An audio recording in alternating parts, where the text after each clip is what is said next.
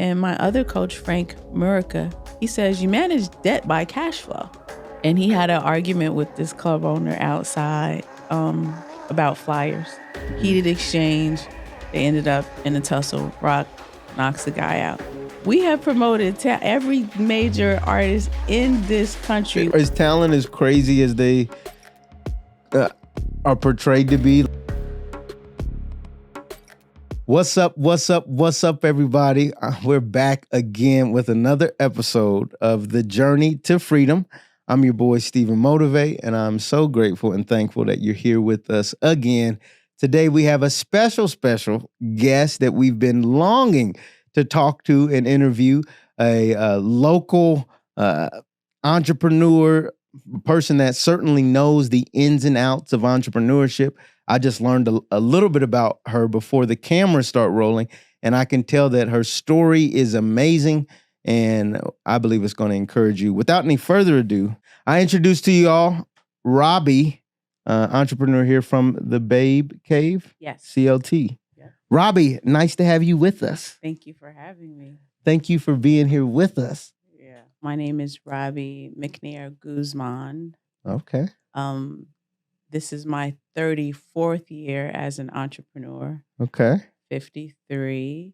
I've been in market almost 20 years and have probably a really colorful story and journey in business. I love business. I'm very passionate about all kinds of business. Just the concept of having these ideas and somehow they manifest is always been like really intriguing to me. That's awesome. You don't look 53 or...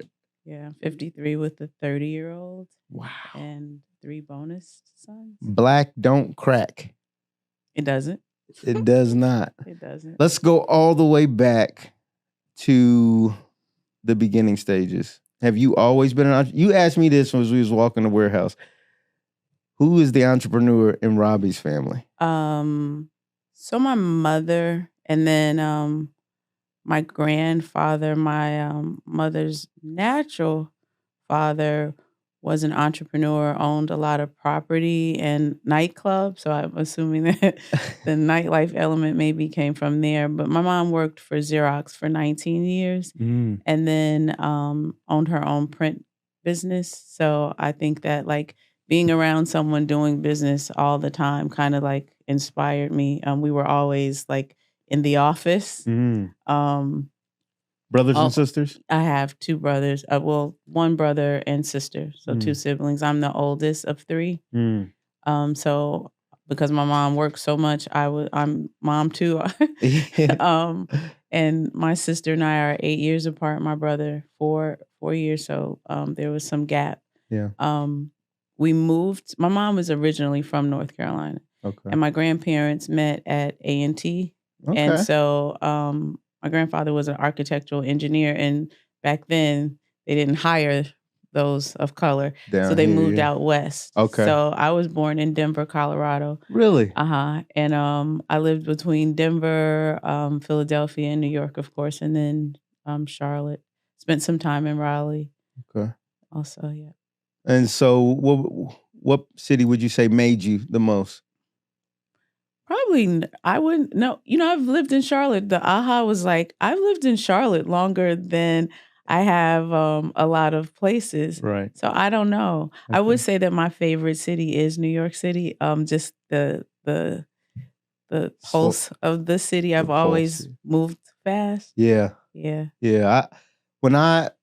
Your aura to me, when you say the city, I get like city vibes. Like city girl. Yeah, like you just know how to move the swag, know how to kind of, and so I think that's cool. Okay, so I ask people this all the time. So would you say for you it's nature or nurture? Is this how you were born, or is it just seeing mom and seeing I think and knowing nature, because I've just always had like a big imagination. I always thought really, really big and broad. Yeah. Dreamer, like no one can dream like me. Yeah. So I always just, imagined really on a grand scale. And I think that no matter what, I would have probably been doing something that I was led by spirit to do. I think also that business is a very spiritual process. Mm, Because if you just think about it, you have to have a lot of faith to think that whatever idea or product that or service that you're offering that people will want. You've got to believe something, right? right. Yeah. So you'd say for entrepreneurs, faith is important. It's impossible to do probably without it. Because you really just have to have a strong belief system. You've got to believe wholeheartedly in whatever it is that you're offering. That's Yeah. good. Mhm. So for entrepreneurs out there, it's almost impossible without having a strong belief system. So your faith is probably important. I mean, if you've got enough faith to believe in a God you can't see, that probably helps you believe in some idea that you can't see until you put it to work. Because it literally is something that you don't see that one day you look up and it's like, oh, here it is. Mm. And when people say like, I'm living in my wildest dream, it's like, yeah, I've done that over and over I keep and over. doing that. And it is like a beautiful nightmare. So take us all the way back then. Take us back to first business, first dream that you said, all right, I'm going to bring this to reality. So first, of course, I've come from a family of educators. My grandparents were college educated. So it was always the thought that you would just go to school, get really good grades, and you go to college. That's it. That's all, right? Right. My grandmother had 11 brothers and sisters, and they all are college graduates. Yeah. Wow, Yeah, that is so, dope. Especially for somebody from black. the South. From the South. Yes. Yeah. That's fire. And so what they would do is like they had like a system where they'd help each other. The first one graduated, then you'd have to give X amount of your salary or money for the next to go to school and onward. My grandmother's sister, Mary Mills, actually was one of the founders of North Carolina Central's nursing school. So she was an ambassador for the U.S. that used to go to different countries to implement nursing schools. She was the first Black woman to win the Rockefeller Award. Yeah. Shout out to the ancestors. Yeah. So, yeah, Mary Lee Mills. I feel like a lot of people always act like, they'll say those things like, I ain't my ancestors. Like, no, you're not. But your ancestors is popping in a lot of ways. I am my ancestors because I think that that's great legacy. And a lot of African Americans maybe don't have the same story. Usually my age, I'm usually the first generation college graduate, right? Right. So it's just I had a different experience growing up. So education. Again, I was dreaming and I never even thought college didn't cross my mind. It was like, no, I'm going to own a business. I'm going to be rich. I'm going to do a lot of things. And I always just So did you go to school? I did not. You did not? No. So did you feel a type of way when you did that? Did you have to explain that to the grandma like and them?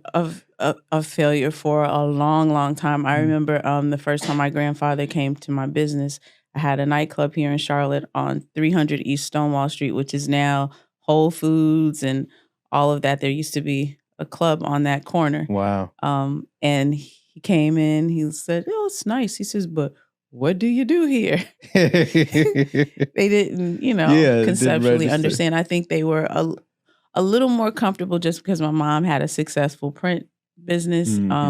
So they weren't like, what in the world? But I did always feel like the black sheep in the family. I didn't do what everyone else did. Like my grandparents met at A&T. My parents met at A&T. My sister met her husband at A&T. So they were Aggies. Yeah. And I always just felt like I'm not educated. But maybe 15 years ago, my sister and I were having a conversation. She was like, you might be the least educated, but you've been the most successful, So you don't. How did that feel? Reaffirm me because I always felt, a little bit out of place. And then just because of the work that I did, like, how do you explain to people that, oh, I'm a promoter, I own a nightclub. Like, right. It doesn't always. It's not a typical job, right? So it took a long time to get to that sense of like, no, I'm doing what I'm supposed to be doing, and that's not. It sounds like not only good for you, but good for your siblings to see that I didn't go that path. Yeah. So speak to entrepreneurs that aren't going the traditional path right now. What would you say to people that, well, first of all, let me ask it like this. First question, from your perspective, is college necessary now for an entrepreneur? I don't want to say that. Okay. Because I do think that, especially on the back end, learning more of the formalities of business, I think that college education could do you no wrong because you know the formalities of business, right? Got it. So I wouldn't discourage or say that, no, you don't need to go to college, because I do think that you need to be educated. I also think that entrepreneurialism is a lot like a talent, right? People who are naturally inclined to sing or to know how to dance. I think that instinctively you know how to do business. So those that are really good at it. So tap into that. Don't shy away from that natural instinct either. No. Okay. No. So, because there's somebody out there that's not going to college right now, and they're looking at you saying, well, she didn't go to college and she's successful. You'd encourage them to just tap in. Not college is important, and they might find that out later, but your advice to them would be tap into that instinct and do the best you can to try to make it. Yeah, but I wouldn't I wouldn't discredit college at all, just because I made it to the 1%, right? So you can't encourage everyone because the margin is narrow. It's narrow and it's small. And we haven't been talking about that in business. I think that because of social media, we have glamorized business. We have made it seem like it is the end all be all. It is the answer. Right. And that everyone could do it if you just do A, B, C, and D. And I don't subscribe to that. Because when you look at the most successful people in business, they're not college graduates. They're not high school graduates. They are usually off the normal beaten path. Yeah. So I'm not sure. But you can do anything you believe in. So I don't like to discourage people at all. But I love that, because one of the things we try to do is give people the transparent truth here that it is difficult. There is a level of, I'm not going to say it's all difficult for everyone, but there is a level of difficulty in business that you can't know until you're in it. And that's literally where you learn in it. So it's rough. Yeah. It's really, really rough. And I just think that we, again, have kind of glamorized the conversation about business. I like that it seems fun because it is fun. I think that I've had some phenomenal experiences, but then it's what goes up also must comes down. Come down. Must come down. Yeah. That's the law. Yeah. Yeah. So it's you got to be real tough. Yeah. The faith is very important, but it just takes a different kind of tenacity just to make it in business. Okay, let's get back into it then. So you don't go to school, black sheep, decided that I seen business from Mom Dukes, I seen everybody, I'm going to do business. First business that you try out? I was working for a jewelry boutique. Okay. Called To Be Continued. Okay. And this woman, she went to Central, graduated from Central, and she had started this business, phenomenal business. So back in the late 80s and 90s, she's selling costume jewelry. Okay. $200-$300 earrings.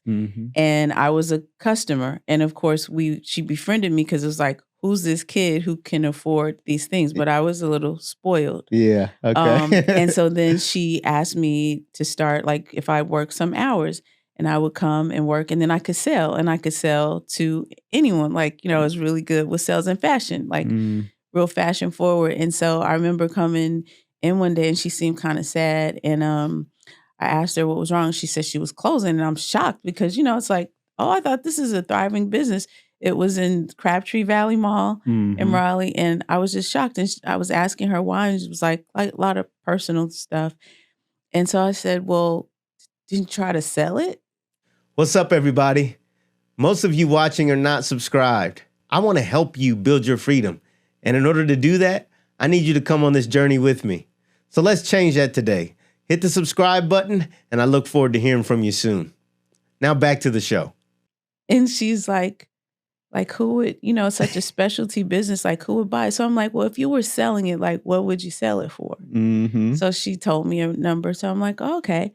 So I went home and I told my mom that Camilla Carter is her name. Camilla is selling the business and I want to buy it. I'll take it. Yeah, I want to buy it. So she asked me like how much was it, and I told her and was like, well, okay. And I guess it's like a statute of limitations now. I have some friends that I knew wanted to invest in businesses and stuff, and I reached out like, hey, Camilla wants to sell, because they were familiar with it, but she wants to sell the business. Like, how much? I told them. They were like, okay, yeah, I'll give you the money. Yeah, so I literally like went to her a few days later and was like, Camilla, I can buy the business, and she was like, you can? Like, yeah. And so she says, okay. And then again, being really young and naive at like 19 years old, I took her the cash. I'll take it. She's like, years later, she said that she just was like, I'm not sure. And it was you don't have to give us the number. It was a big number, like four about figures, $30,000. Okay, in 1990. That's legit. 30 is a nice chunk of change in 2025. So I can imagine. And 91. Yeah. So took over that business. And again, because I was fashion came natural. She gave me the list of vendors, the trade shows. So I started just going to shows. I would buy. So I'm buyer, I'm selling. Then the mall hours, you've got to open and close to the hours or you'll be fined. So I was getting fined because I want to, also I'm young. I want to party. Yeah. I want to work. Yeah. I want to do the things, hiring friends to work. They never could sell as much as I did. And a lot of customers, when you're buying, spending at that price point, they only want to shop with the owner. The owner, yeah. So it was rough. I remember learning about sales tax. My revenue officer showed up and she's like, yeah, you haven't filed sales tax. And I'm like, file sales tax? She's like, yeah, you have to fill out this form. So I'm like, you have to, fill this form, all the things. So I'm like, and literally immediately I started thinking like, so I'm working for the state. I got to collect this money for you. Yeah. I got to hold it. Then back then, you just fill out the forms when nothing was electronic. I have to fill out this form and I have to send you a check. And I don't get anything for that. Right. And I'm doing all the work to record and she's this. like, are you okay?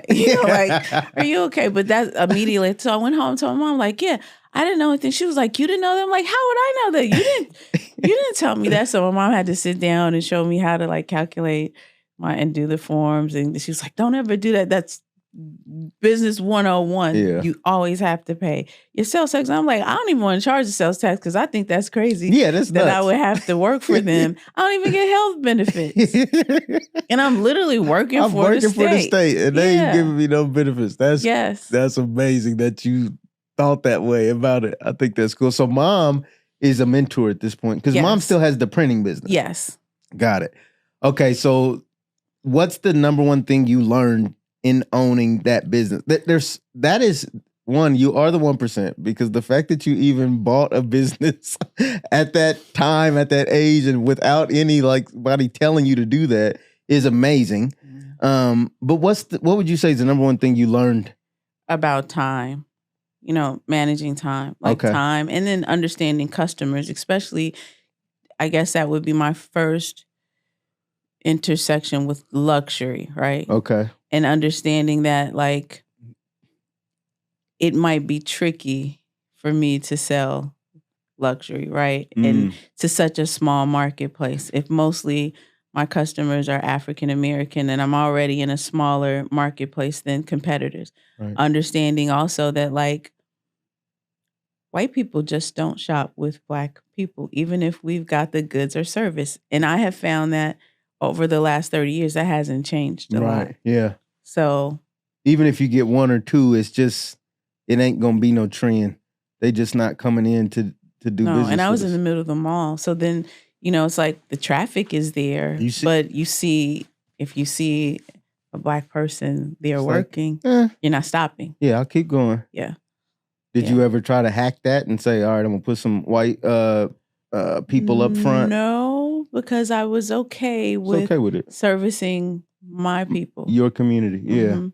That's dope. Yeah. I'll say this briefly. When I got down south, I'm not from the South. I'm from Indiana originally. But when I got down here, even just 10 years ago, I could sense that there was something different about the South. Like, I don't know if it's the roots and the legacy of like our people. And I guess I wouldn't say that I haven't experienced a ton of overt racism here. But I guess my point is that I've seen almost like we have this, we must have our own kind of identity here. And I thought it was impressive. Like, wow. And maybe it's because the South has been even more pronounced in their, the segregation and all that sort of thing, where it's sort of ingrained that you have to have your own and you've got to serve your own, and that's, you're going to be best suited doing so. Yeah. So, okay. So you learned about the customers and you learned about how to sell luxury and and so what happens with that business? It fails eventually. It succeeds. It was literally, I got pregnant and working the hours and all the things. It was like, hey, I'm going to have to take a break. Yeah. So I literally just voluntarily closed and worked briefly for my mom. Okay. And printing.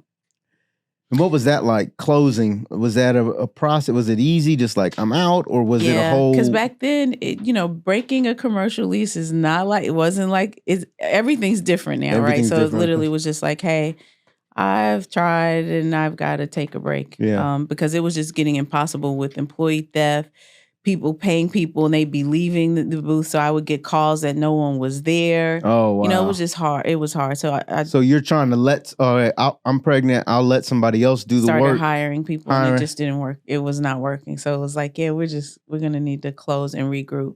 And so then I had a friend who was a hairstylist and she wanted to open a hair salon. So I'm like, that's what we'll do. Yeah. We'll do this salon. And that salon, the name of that salon was Hair Cafe. And so she was a stylist. We had a commission salon back then. Okay. In downtown Raleigh. Okay. And we did really well. But again, not always exercising formalities. The lease was in my business partner's name. We hadn't really formalized our partnership. And so literally one day she just decided, I don't want to partner with you anymore. This is over. Literally. Were you doing the hair as well? No. Okay, so I was just managing the business books. Part. Calculating sales because we were commissioned. So doing the payouts each week, doing the admin work. Right. Yeah. And she decided and marketing. We're not partners no more. No, because you listen to people like you can keep all the money. Like right. And once systems are in place, you don't need her anymore. But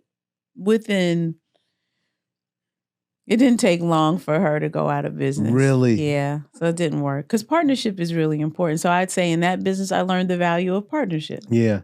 Yeah. So tell us then what people are getting wrong today still with partners. That they, like, what would make somebody get out of something thinking it's going to be better for them, but in the end, they actually could be hurting themselves? Well, you just can't do everything alone. Like, you really can't. I'm an advocate for partnerships because they've benefited me a lot. Especially when you're doing business on certain scales, you can't do it by yourself. Yeah. Do you feel like people don't know like how to set up a partnership properly? So let's say, because I dealt with this. So I used to own a barbecue sauce business, and it was 3 of us, and but I was never making sauces. It was the guy making the sauces. I was doing the admin, trying to grow, and at some point, I'm pretty sure he felt like either I wasn't doing enough work or I was doing too much.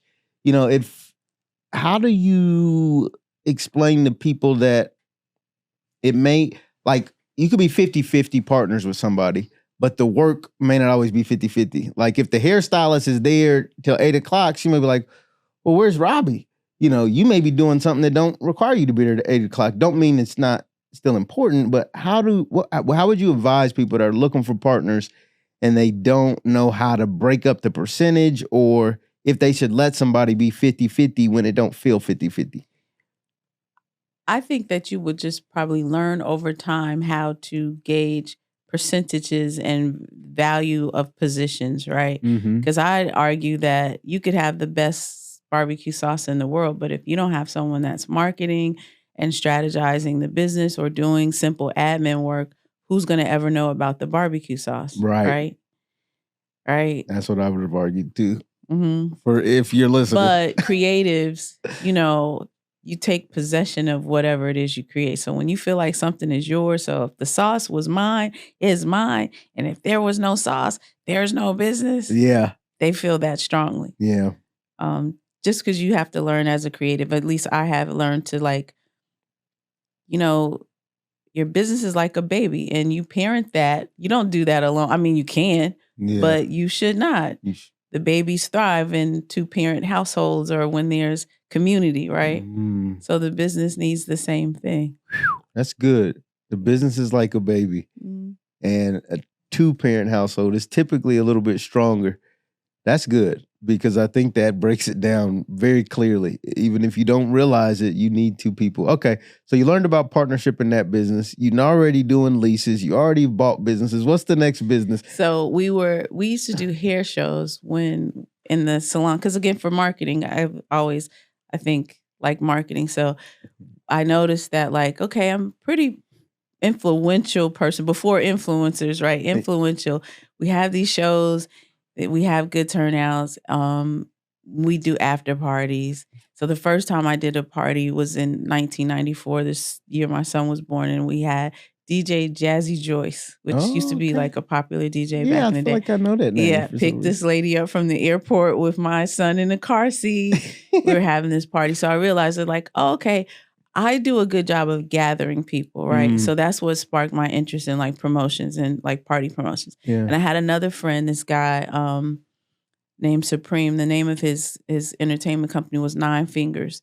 And in New York, he was a very popular promoter. Mm-hmm. He did really, really big parties, had a really strong following. So I was yeah, I can somehow do something like that. Okay. Yeah. So you looked at his model and said, now, but before how are you doing this while I want you to talk to single parents out there. How are you being a business owner? Because it's what I mean about community. So when, in a family, it's beyond just mom and dad. It's grandma, grandpa, aunts, uncles, right? So my mom was very, very, very helpful. I would have never been able to have, I think, the freedom that I did if it weren't for the community. So with my sisters, we just a family. He was raised by a group. Yeah.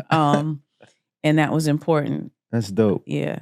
And he's also grew up in the club. My son started working in the club at 16. Yeah. He would work outside at VRP. Yeah. So he just grew up in business. And you never felt no way about, well, I'm not gonna let my sister watch them because that'd be too much on her. Or I don't want to ask Mom. We grew up that way. So my mom, we were always in the office. Mm-hmm. We were always at the print shop until the wee hours. We were working. So this it's not foreign. No. For you. Yeah. No.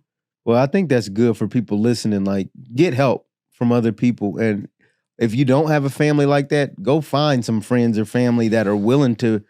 You definitely have to have that village. Yeah. If you have children, especially for women, because, our roles in the household are different than men, because men get to do this. You get to go out. Thanks, babe. And have business. Yes. And there's someone home who's nurturing and taking care of the home.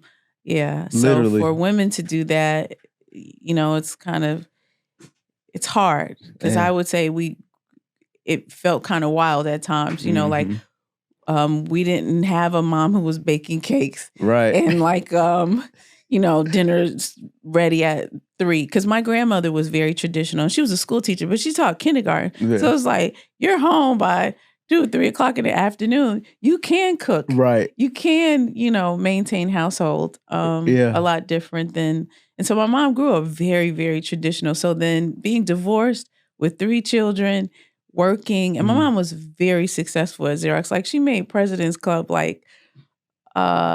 maybe 15 years straight. Like she's a Wow. legend. Oh, at at Xerox. yeah. Yes. So she was really successful and moved around a lot. So we just were not like, we were eating McDonald's, and the trade-off, like I didn't have traditional mom, but again, I was able to wear designer clothes to school. Yeah.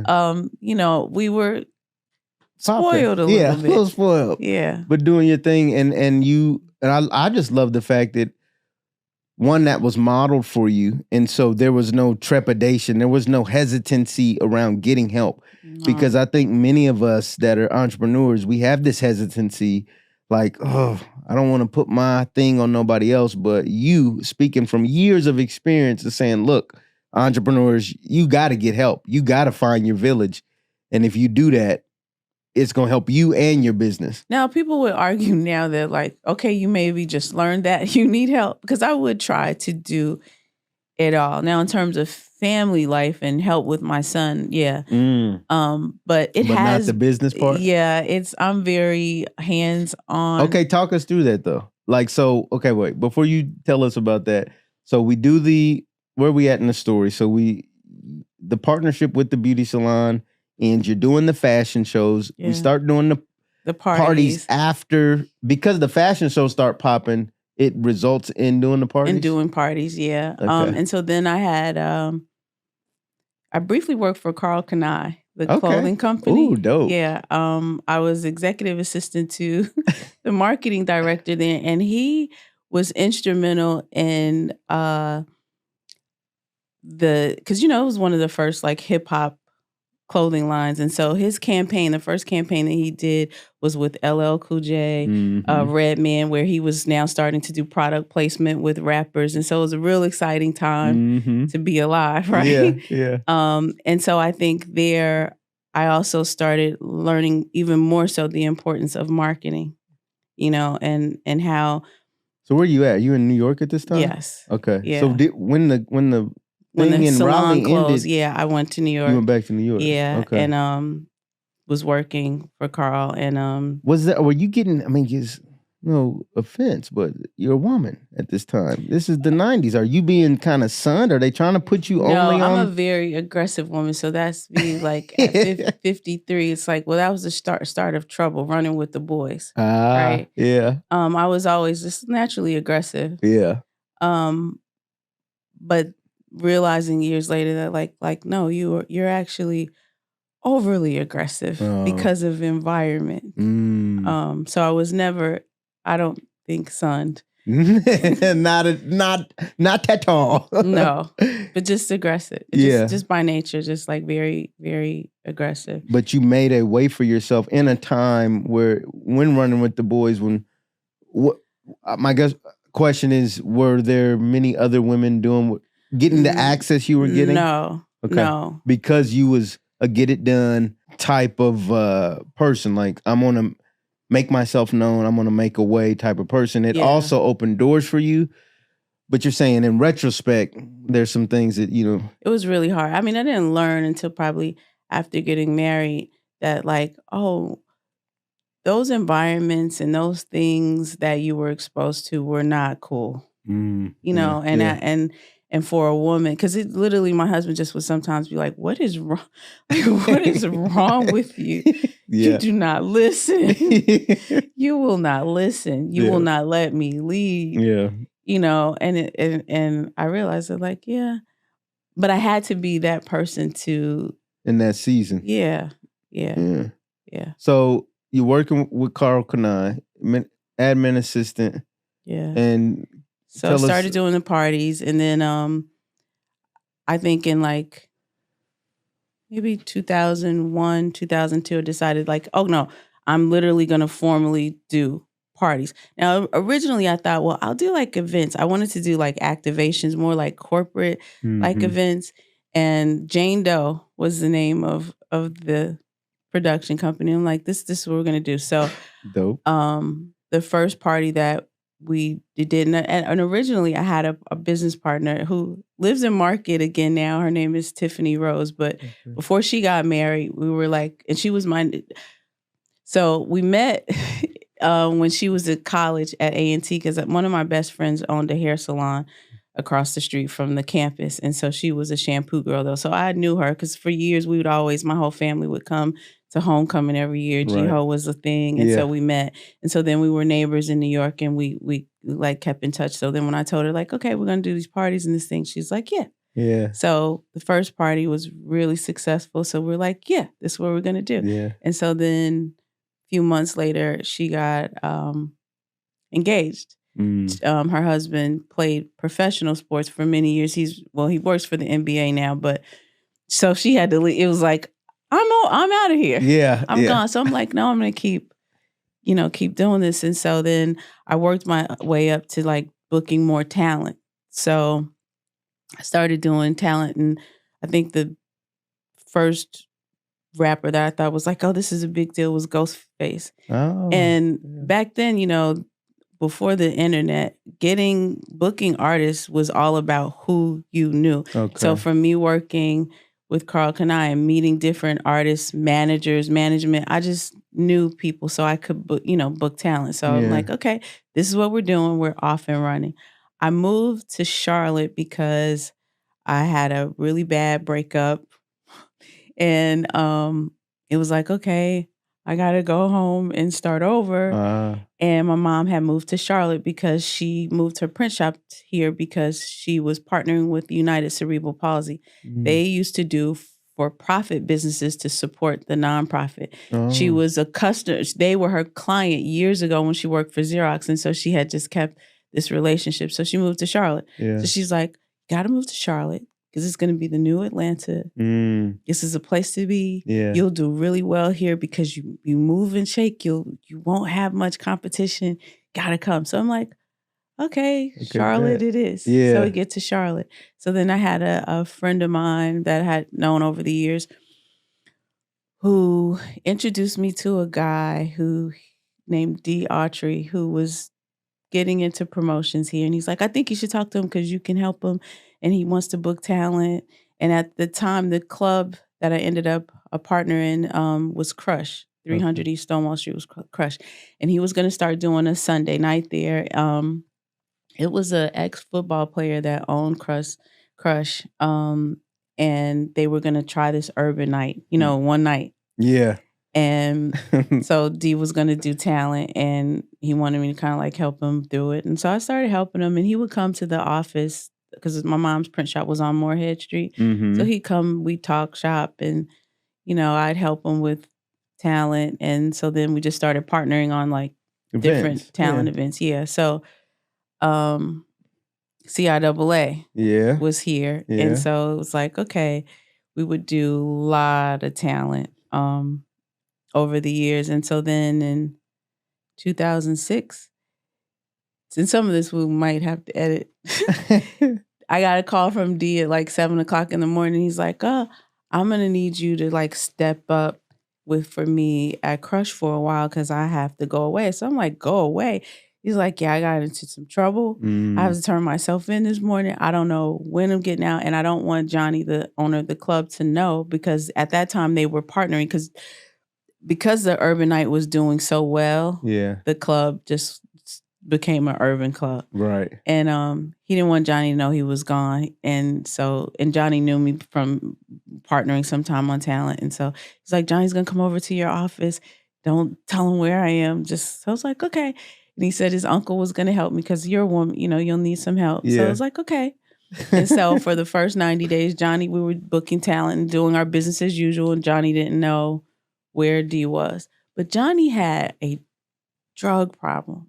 Have you ever felt like you were just stuck? Just like you weren't completely free?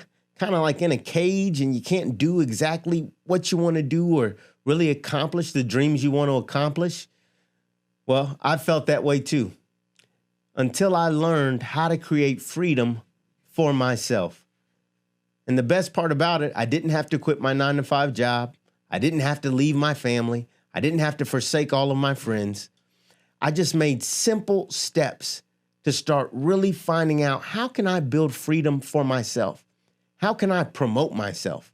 How can I make decisions for myself and for my future that I can be proud of? And I want to help you do that.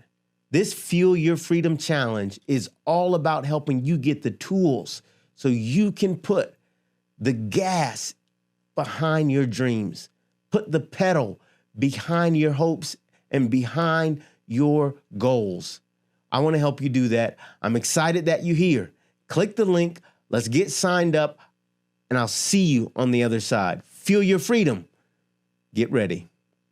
Oh. Yes. So he would like be missing for weeks at a time, and we would have to like keep the club going, give the bar manager the money for the liquor orders or else we wouldn't be able to open. We had talent on the line. It was wild. Wow. When I first moved to Charlotte, because again, I love fashion, I met an Italian girl named Michelle. Mm-hmm. And I would hang out with Michelle and Oksana, this Russian girl. And we'd go to this club called Tonic. And that would be the only, because I didn't know a lot of people in Charlotte. So it was like, I would go hang out with them in Tonic. So Michelle and I one day met for lunch, and we're talking like, what are you doing? What you doing? And she's like, she's been dating this Greek named Nick. And I'm like, oh, okay. And she's like, well, he's married. I'm like, and he was much older than her. Yeah. And so I'm like, okay. Well, I'm at Crush doing this. And she was like, Nick's father owns that property. She was like, and he might want to talk to you. She's like, I don't want to say anything, but let me go talk to Nick and I'll get back to you. So I'm like, okay. So she called me back. She's like, Nick wants to meet with you. He wants to talk to you about Johnny. And I knew that Johnny's wild. So I'm like, okay, Yeah. I'll go. She gives me the address. They had an office over on Kings Drive. I go over and he's like, his father, they owned like a barber college. Mm. And they also own this property, quite a bit of property in Charlotte. Yeah. And his father would spend 6 months in Greek and 6 months here. And he said this last 6 months that he had been gone, Johnny hadn't paid rent. Oh. So I'm like, yeah, because Johnny gets missing and all the things. And so because they had this barber school, they knew a lot of Black people. So he said that they kept hearing about this Black Ice. People kept saying, well, Black Ice is at this club. Black Ice, Black Ice. He's like, so when Michelle came and told me that you worked with Black Ice, I wanted to talk to you. So I explained to him, yeah, Johnny leaves and all the things. So he's like, well, like, do you have credit? I'm like, yeah. So he's like, could you qualify for, a lease? I'm like, yeah. So he's like, if we evict Johnny and you guys are prepared to take over the club, you can get a liquor license and you have business. Like, yeah. Yeah. Were these years like, I know for sure I can do it, or I know I'm going to figure it out? Oh, yeah. Plus, if I didn't, yeah, we figure it out. We going to figure this out. So literally, of course I can do it. They evicted Johnny. And we assumed the lease and started over. So we remodeled the club. We had to get a liquor license. So it became Club Ice. Because it's Black Ice was the promotion. That was not my company. That was Daryl Autry's company. Uh-huh. But while he was away, I was working for him. So while he's away, we take possession of the club. I love it. Yes. And we're off and running. Wow. And so I've booked, you name a rapper, probably that's easy. Like, you name a rapper, I can tell you whether or not I've booked a party. Yeah, older Cameron, I don't know. Cameron, yes. Okay. Cameron, Dipset, Jim Jones, Shorty Low, Gucci Man, Rick Ross, Plies, Yeah. Lil Wayne, Fabulous. Yeah. I did the one of 2 official after parties with Jay-Z in the state of North Carolina. In 2010, we did an after party in Greensboro. Wow. Yeah. So Jay-Z, Beyonce, J. Cole. Wow. Jadakiss there. Yeah. Done the Locks. Yeah. Nicki Minaj. Migos. Yeah. Little Kim. Wow. Yeah. Tell us about that, though. What is it like dealing with It was wild. talent? It was wild. Is talent as crazy as they are portrayed to be? Like, yeah, I need this type of water. Because think about it. Like, one, you're hiring, usually these rappers are hiring their friends who don't exercise formalities of business. So I've had so many times, like, you'll have a contract. You're supposed to be here at this time on this date. We've sent you a deposit. And sometimes they'll call like, oh, we got a conflict. We need to change the date. Just not exercising always formalities of business. I fought with a lot of artists about arrivals. They want to smoke weed. Yeah. They want to come in with guns. Yeah. They They want to come in with an entourage. They don't want to be searched. Right. And Like, that's not okay. At all. At all. So, yeah, I've had like a wild time. So, and then of course, nightclub is one of the most dangerous places I think that you can be. Right. I've seen a lot. I've seen people get hurt. I've never been, no one's ever gotten killed, but I've seen wild things happen. What would you say from a business standpoint is the key to running nightlife successfully? Well, I think for me, the boys were always into the girls. Mm-hmm. The customers are chasing the girls. They're chasing after the girls who work in the club. They're drinking. Yeah. So I was always focused, right? Mm-hmm. And always focused like on the business. Yeah. Nightlife also is like fast. You live a fast lifestyle in a cash-based business, right? Right. So you living like a rock star yourself. Right. Not managing money, not always being, in a cash position to book talent because we were paying a lot for talent even years ago. Right. I realized probably way too late that like we have 4 hours to make back sometimes $100,000 budget. Wow. People usually don't come to the club until 12. Right. So then you have this 2-hour window. So we learned crowd control because that was the key, that like, crowd management and knowing how to get people searched and get them in quickly. Mm-hmm. Then realizing that like, you can't have talent to perform until probably right at 150 because soon as they start performing, bar sales cease because people aren't drinking because they're paying attention to performances. So I started doing That's a bar. like studying because I could be focused because I'm not drinking. Right. And I'm not chasing after. Yeah, exactly. Yeah. So you realize then that from a business standpoint, everything, you got to make all your money before things start. Yeah. That makes sense. So if you've ever been anywhere where somebody's performing, the one reason why they're going on later. You don't know. Yeah, because it's like it slows bar sales, so you need to wait. And then in the state of North Carolina, you got the bar closes at 2:00. Yeah, so when super early. Bottle service, because I started in nightlife before bottle service. So before that, like you're trying to make this money shot for shot. So bottle service was important because it's like, okay, now instead of us trying to sell 16 shots, we're selling bottles in sections in that culture. And when that started, that was really good. Okay. I don't suspect in nightlife that you can make that kind of money anymore. It's like that's a time that came and went. Yeah. Mm-hmm. So what are folks doing now in that world? It's so hard because people don't pay cover anymore. People, if you go someplace, you're not paying to get in. Right. Yeah, like why am I going to pay? And talent has died. And I think in this market in Charlotte, it died because we saw a lot of talent. Like Charlotte, has seen a lot of great talent and a lot of the nightlife was really, really, really good in Charlotte, probably from, like the early 2000s up until probably around 2015, 2016. I noticed that things were like shifting and it didn't look like it was ever going to come back, and it hasn't. Yeah. Do you think the mixed crowd thing is a thing too? Because you now see a lot of, what do you see? Bars or breweries and like different, just more mixed crowd. You got white, black, younger. It used to be you could really only go kick it at like a spot that's for blacks or really gonna play hip hop. Yeah. But now things are kind of mixed. Is that also something that has kind of dispersed what would be a business that you could kind of stand up overnight? Probably so. You think so? But I think like just the death of like live performances in nightlife just changed the profit margins in the money that you can make. What about CIAA, it not being here anymore? I think that Charlotte was so dumb to let that But go. I understood like from the CIAA's position that like if more people are coming into market for all of the nightlife activity and the game attendance, they're not making their money. Right. Because people weren't attending games. We're attending the main activity that we're trying to put on. No, but it was great for the city. Yeah. Well, maybe it'll come back at some point. I don't know. I don't know how that works. They say that it might. Okay, so you do that time of life. How does that end? So, in 2011, I had enough of the boys, right? Because again, I'm fighting all the time. Yeah. Um, And describe that.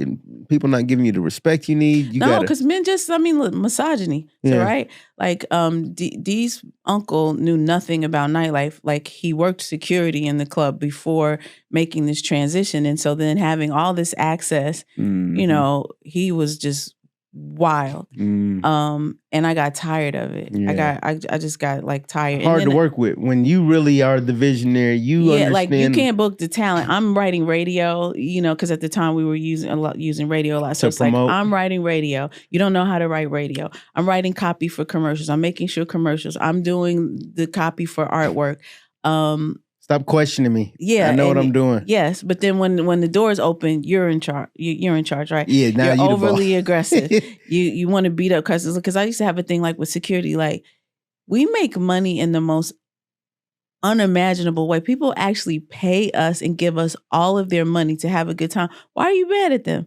Why are you being mean? Yeah. Like, why don't put your hands on people unless like you have to. Yeah. So don't start that unnecessary roughness. Yeah. And I wanted to be a little more professional. I think that like it was like, I knew the formalities of business, but then nightlife was kind of very, very wild. And I wanted to formalize things more. Treat it more like a business. Yeah. And I started in theft. I just realized too, it's like I see the money last. I'm literally the last person to see the money. Right. Money so there's all this theft. Hand, that hand. Yeah, all kind of theft. I started going to other markets that people thought that like, oh, that was genius. I started going to Greensboro and like A&T's homecoming. That weekend I would always do big parties. But I started going to other markets doing events because they were stealing all the money. So it was like, oh, I can go and do talent in other markets and I control the doors. I control the narrative, right? Yeah. And so I started doing that. I always tell people that like in business, or at least, I don't even know if I tell people that, but anytime people want to partner with me, I got to see the money.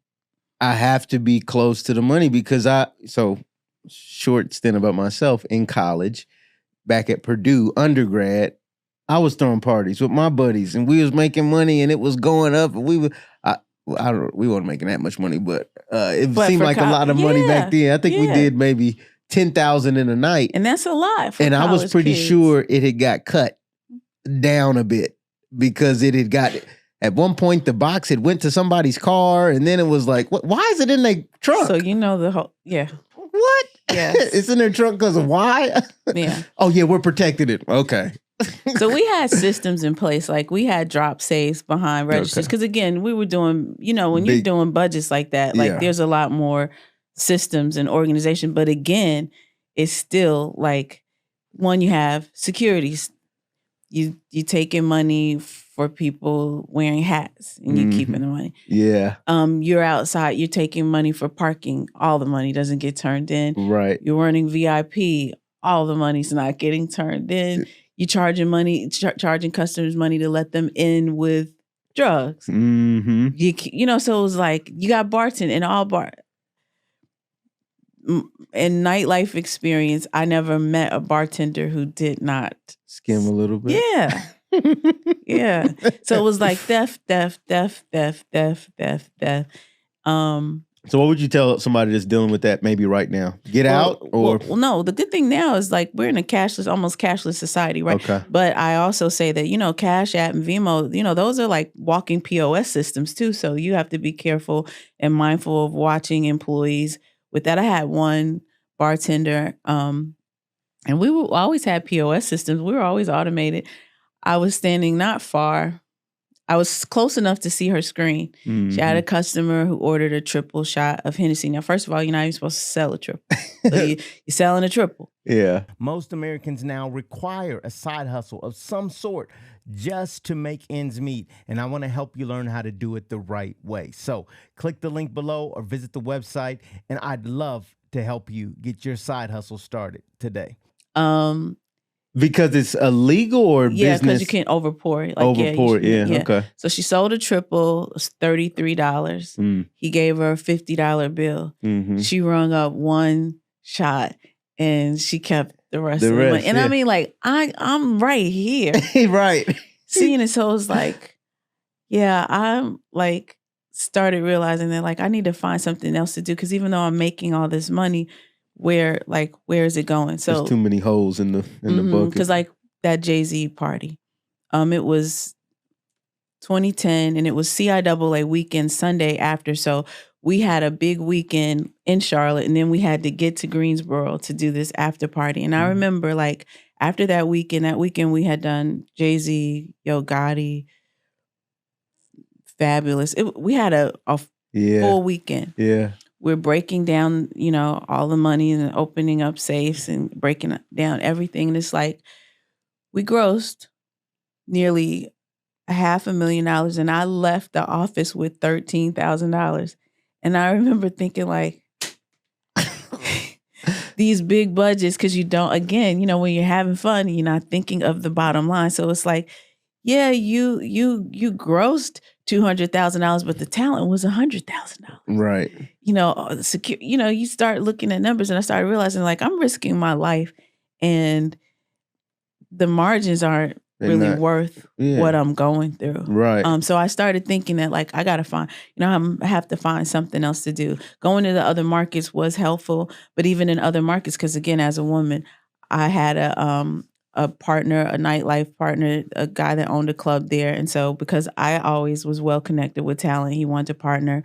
And I booked the talent. We do it at his club, and we would split the doors, and I get percentage of bar. Mm-hmm. Another crook. And again, because I mean a crook. So we stopped. I literally decided I didn't want to do business anymore, because it's like it's just another person that's like robbing me. And then I am building his brand by booking all this talent. So let me leave. Yeah. And I had a guy that used to help me, a friend, like a childhood friend that I had known, who was the first person to say to me like, Robbie, you have like a brand. Like, but these people know you from market to market. You just did Jay-Z. Like, I don't think you understand. You need to take this more serious, and we need to start, being more intentional about how we do business and all the things. So I think it wasn't until I had made all this money and had done all these things in 2010 that I realized, like, no, you're like a real business. This is real business that you're doing. Rock is his name. He's from Mount Vernon. Yeah. And he had an argument with this club owner outside about flyers. He didn't want, because I was no longer doing parties there, he didn't want Rock to flyer the cars there. Mm-hmm. Heated exchange. They ended up in a tussle. Rock knocks the guy out. So then now it's like, now we have a problem. We have this like problem. Disagreement. So, we had a little disagreement. So I had booked Rick Ross, and was doing them at a neighboring another club, and had a wild night. Like, my driver who was driving Rick Ross went to jail because they had weed in the van. And Rick Ross didn't go to jail, literally because another driver pulled up and he jumped in another vehicle and left. And so the driver went to jail. So it's like these kind of stories, like, what? Yes. How did another driver pull up? They just had somebody on. No, he didn't even know the driver. He literally I don't know if that guy was driving someone else or what, but he got away. He just got out, and I'm in this car. Boom. They got away. And so the driver went to jail. And again, it's like, this is just getting out of rough. Crazy out of hand. Yeah. Yeah. So I had a pending booking for Lloyd Banks. And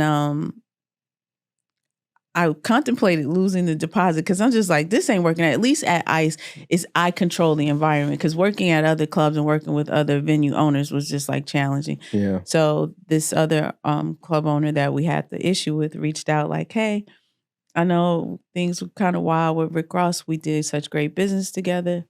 You can just bring Lloyd Banks back, bring it over. Yeah. We'll do business. So we're like, yeah. So Rock, we take most of the money on the VIP side, and their VIP set up outside of the club. We're not going to go inside the club. It's safer for us to be out here, right? Yeah. We'll stay out here. We'll have the door girls at the front, and you do VIP. We run VIP out here. We're not going in there. We had an agreement. We're not going in there. Right. Says, okay. Lloyd Banks comes with a road manager and one security guy. They go in to do a walkthrough and they're like, it's wild. You know, it's too much. They didn't want to go inside and they asked Rock if he would go in with them because they just felt like they needed extra eyes. Yeah. So they're on stage while Lloyd Banks is performing. And I saw later on a videotape, a videographer. This club owner comes down the stairs onto the stage, walks by Rock and like hits him with like, I don't know if it's brass knuckles or something. While Lloyd Banks is performing, hits him, and then takes off, running outside of the club and goes over to stand with like off-duty police officers. Oh my gosh. So Rock comes out of the club bloody, and I'm like, my goodness. I don't want to do this. I don't want to do this anymore. Yeah, I don't want to do this anymore. I don't want to do this. So it was like, yeah, it's getting like rough. Okay. Did you ever stop and be like, let me go find some job applications to just, I'm going to just go be. I'm in too deep. Are you in too deep? Yeah. And then the money. Yeah. So, you know, it's like. I can't go get on 9 to 5 and do this. No. Yeah. And so, but getting conditioned to violence like that as a woman, because I have countless stories. It's like, oh, that's just like. Yeah. That's an easy one. Right. Like, after the Jay-Z after party. So again, you know, it's on a high. Like, it was an incredible night. End of the night, we did a buyout with the club there, and they allowed us to bring in our own staff, but we had to work. Our security had to work with their security, so they had problems all night. Wasn't jiving. Their security didn't even know who I was. Like 2 times they put me out. Literally, like I was trying to explain to them. I am actually throwing this. I'm the promoter, yes, and they literally put me out. So we had a rough night. So at the end of the night, they started arguing. So now it's like, and what we would do is like, because when you're leaving the club with large amounts of money, we would stay in until the sun came up, because then like we could see. Smarter, yeah. Because we used to be like, oh, well, you just drop the money and we leave. But they like, no, because somebody could just back you back inside and rob you. So we literally would just stay. You got to think about all of that. All these things. And so we were sitting there and they started arguing and it escalated. And literally next thing I know, it's about 10 to 12 guns drawn. And I'm like, I'm going to die in Greensboro after Jay-Z. Right. After the highest moment ever. That was probably one of the first times. Were you crying or you just didn't even cry? No, you just like I didn't cry because again, you're so conditioned to violence. So I literally had to talk everyone down. Like, okay, so my security, they were telling us like, you know, we're not going first. So they put the guns down. We put the guns down. Otherwise, we just gonna have a shootout. Oh my gosh! So literally, I make it out and I make it home. And I'm like telling my mom. I used to go home and tell my mom these stories, and she's like, it's kind of like being like illegal, and this is legitimate, like this is real business, but it was like I feel like I'm like outside in the wild in something weird, and I'm getting tired. Yeah, because it's so much cash, and people are then. It's almost like it lends itself to we got to be protected because it's almost like even I don't know. I guess restaurants deal with this too, right? Or you dealing with a certain level of cash. It has to be deposited. You do have there is a certain measures. level of security. Yeah. So even though it's legal, it feels like it's, the American gangster or something. And it literally, because I mean, I'm with people with carrying guns. Yeah. There's been times where like I've had to be armed just because you have to protect yourself. Yeah. That's crazy. I was just getting like tired. Like this is just like too much, right? And so my husband was a customer. My friend Rock. Okay. Was like, I'd like to introduce you to like really good customers. I think it would be like good for business. Yeah. So, you don't have to talk. Just I just want to bring you over. Because he's explaining to me like, you're really popular. People want to know you. Meet you. Yeah. So he introduced me to this customer. He's like, I don't know who this cat is, but he's been coming to a lot of parties. He spends a lot of money, and so I just want to introduce you. So I'm like, okay. So I went over, he just said, hi, kept going. So he's like, so I didn't know. This is another guy, right? Yeah. And I didn't date. I made a point of like not date. So for long periods of time, I wouldn't date at all because one, who wants to date a woman who's around men all the time, who's up all night, Because, sometimes I'm literally coming home at 5, 6 o'clock in the morning. Yeah. So it was hard. And then I realized that like good customers, you don't want to date because you want them to be customers. Right. So finally I decided he kept like bothering me. So finally I decided like, okay, I had a friend that was pretty successful businessman. He called me and he's like, Joe, this guy Joe, he wants to talk to you. I'm like, how does Joe know you know me? And he was like, he's my neighbor. And this friend was really successful. So I'm like, he's his neighbor.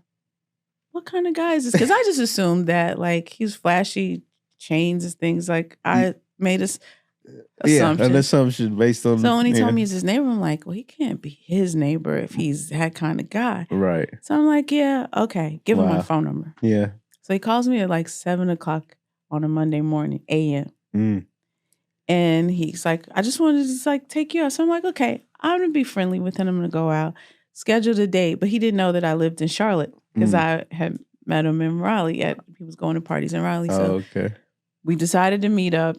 He come to Charlotte and we were going to just hang out. Yeah. I don't know if you remember Pop Life. They used to be on Wednesday nights. Yeah. Where Encore is now on College Street. Okay. Is a guy named Kitch that used to do, and he still does. Now he does like concerts. Okay. But he had a Wednesday party that was very popular called Pop Life.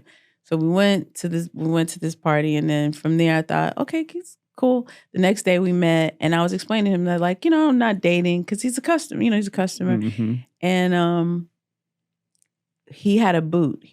So I thought that like he broke his leg or something because he used to wear a boot on his leg because he has drop foot on his right side. He's dead from his knee down. So he used to wear a boot. So I was asking him like, well, why, how'd you break your leg? He's like, oh no, I got shot. So I'm like, I'm definitely not going to date this guy. No way. So I'm like, okay, well, we can be friends. But, I think that you should also be careful because, you're in North Carolina and you're being flashy. He had a Bentley. Like, wow. You're like, you should, like, he laughed because he said he knew what I mean. Because I didn't want to just say, like, I think you're a drug dealer. Right. He was like, I'm not that kind of guy. So I'm like, oh, well, what do you do? He was like, I'm a professional relaxer. And I'm like, no. So when he started, and he always seemed familiar. You know how, but I know so many people that I kept thinking like, I've seen this guy somewhere, somehow. I don't know. He seemed familiar. But so when he was explaining to me, as soon as he said Sean Bell, I'm like, you're the guy. You're the guy. Because it was a very high profile case. Yeah. He's always on the news, newspapers. And so then it was endearing because it's like, oh, this guy has been through all these things. Right. Yeah. Wow. So I thought, okay, we date. So at the time we had been closed. The club here had been closed for about 6 months because I had left my partner like literally like, here you go.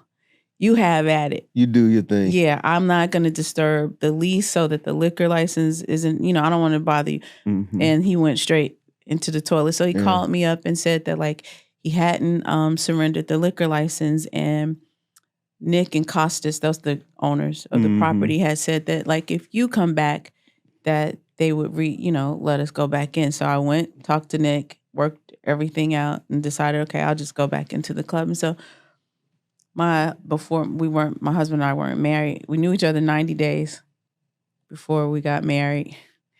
He had offered to partner with me. It's like, I could help you. And I thought, okay, great. We'll try this. Yeah. So we remodeled the club and we reopened as Caviar. So this is 2012. Okay. Yeah.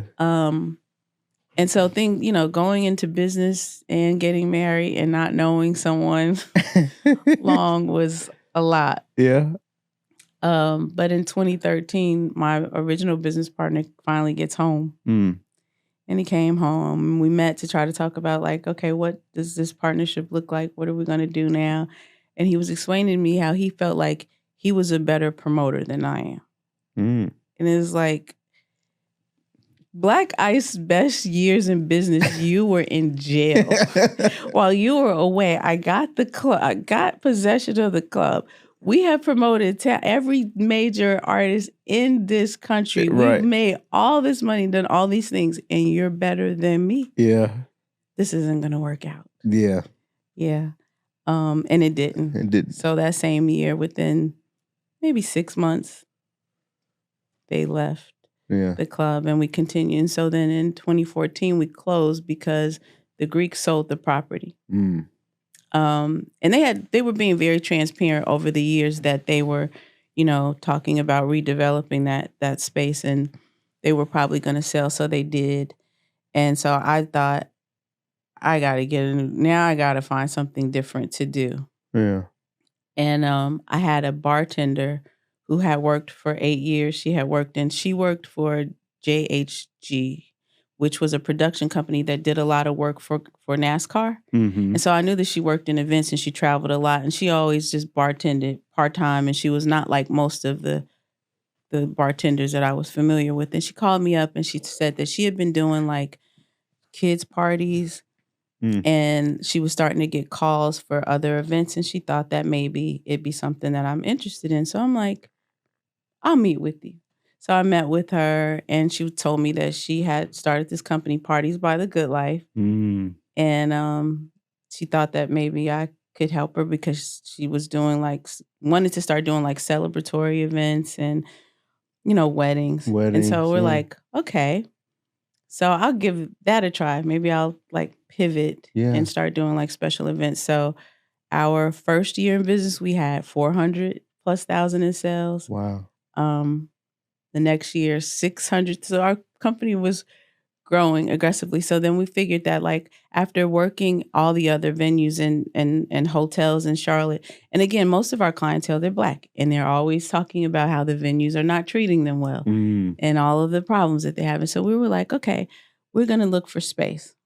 So in 2017, 2018, we started looking for space. Mm-hmm. And our broker found the Good Life, which was on Freedom Drive. And we signed a lease in the end of 2018. And because of rezoning, because that's a historic Black neighborhood, Enderley Park. No, I didn't know that. Mm-hmm.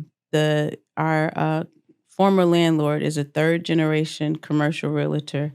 So he owns quite a bit of property in Dilworth, Uptown, and he had started buying up in these different areas for redevelopment. So the building that we were in was an old Goodwill. Oh. So it was like 50,000 square feet that they split up into different parts, units. Yeah. And the city council woman at that time was telling them that because they were gentrifying the neighborhood, that they needed to find more African American business owners. But it was like, this is almost 11,000 square feet of space. What kind of business could qualify and fit, right? So when the broker brought them to us, of course, they're like, oh, we want to make the deal attractive. Because when we looked at the space, again, it was like a total gut. Yeah. And in 2018, I lost my mom to cancer. Unexpected. So it was like, I'm not in the frame of mind of doing, like a big project. But then they came back and were like, no, we're going to give tenant allowance. And again, I had never, was signing commercial leases. I didn't know, because you don't know those things. You don't know that they'll actually give you tenant allowance. Right. You can terms are negotiable. Yeah. Explain some of that for the people. So tenant allowance is when the landlords that own the space, they'll pay for upfit. They own the property. So if you're installing bathrooms, flooring, electrical, those are things you can't take with you. And you're increasing the value of the property. So typically landlords will upfit space. So that's a key, y'all. If you're signing leases, think about, if I'm going to be making this space my own for my business or whatever, put some of those upgrades on the landlord. Yes. Don't pay for them yourself, or at least attempt to negotiate that. Yes. And so that was my first time, because again, I had signed 3 leases with the Greeks.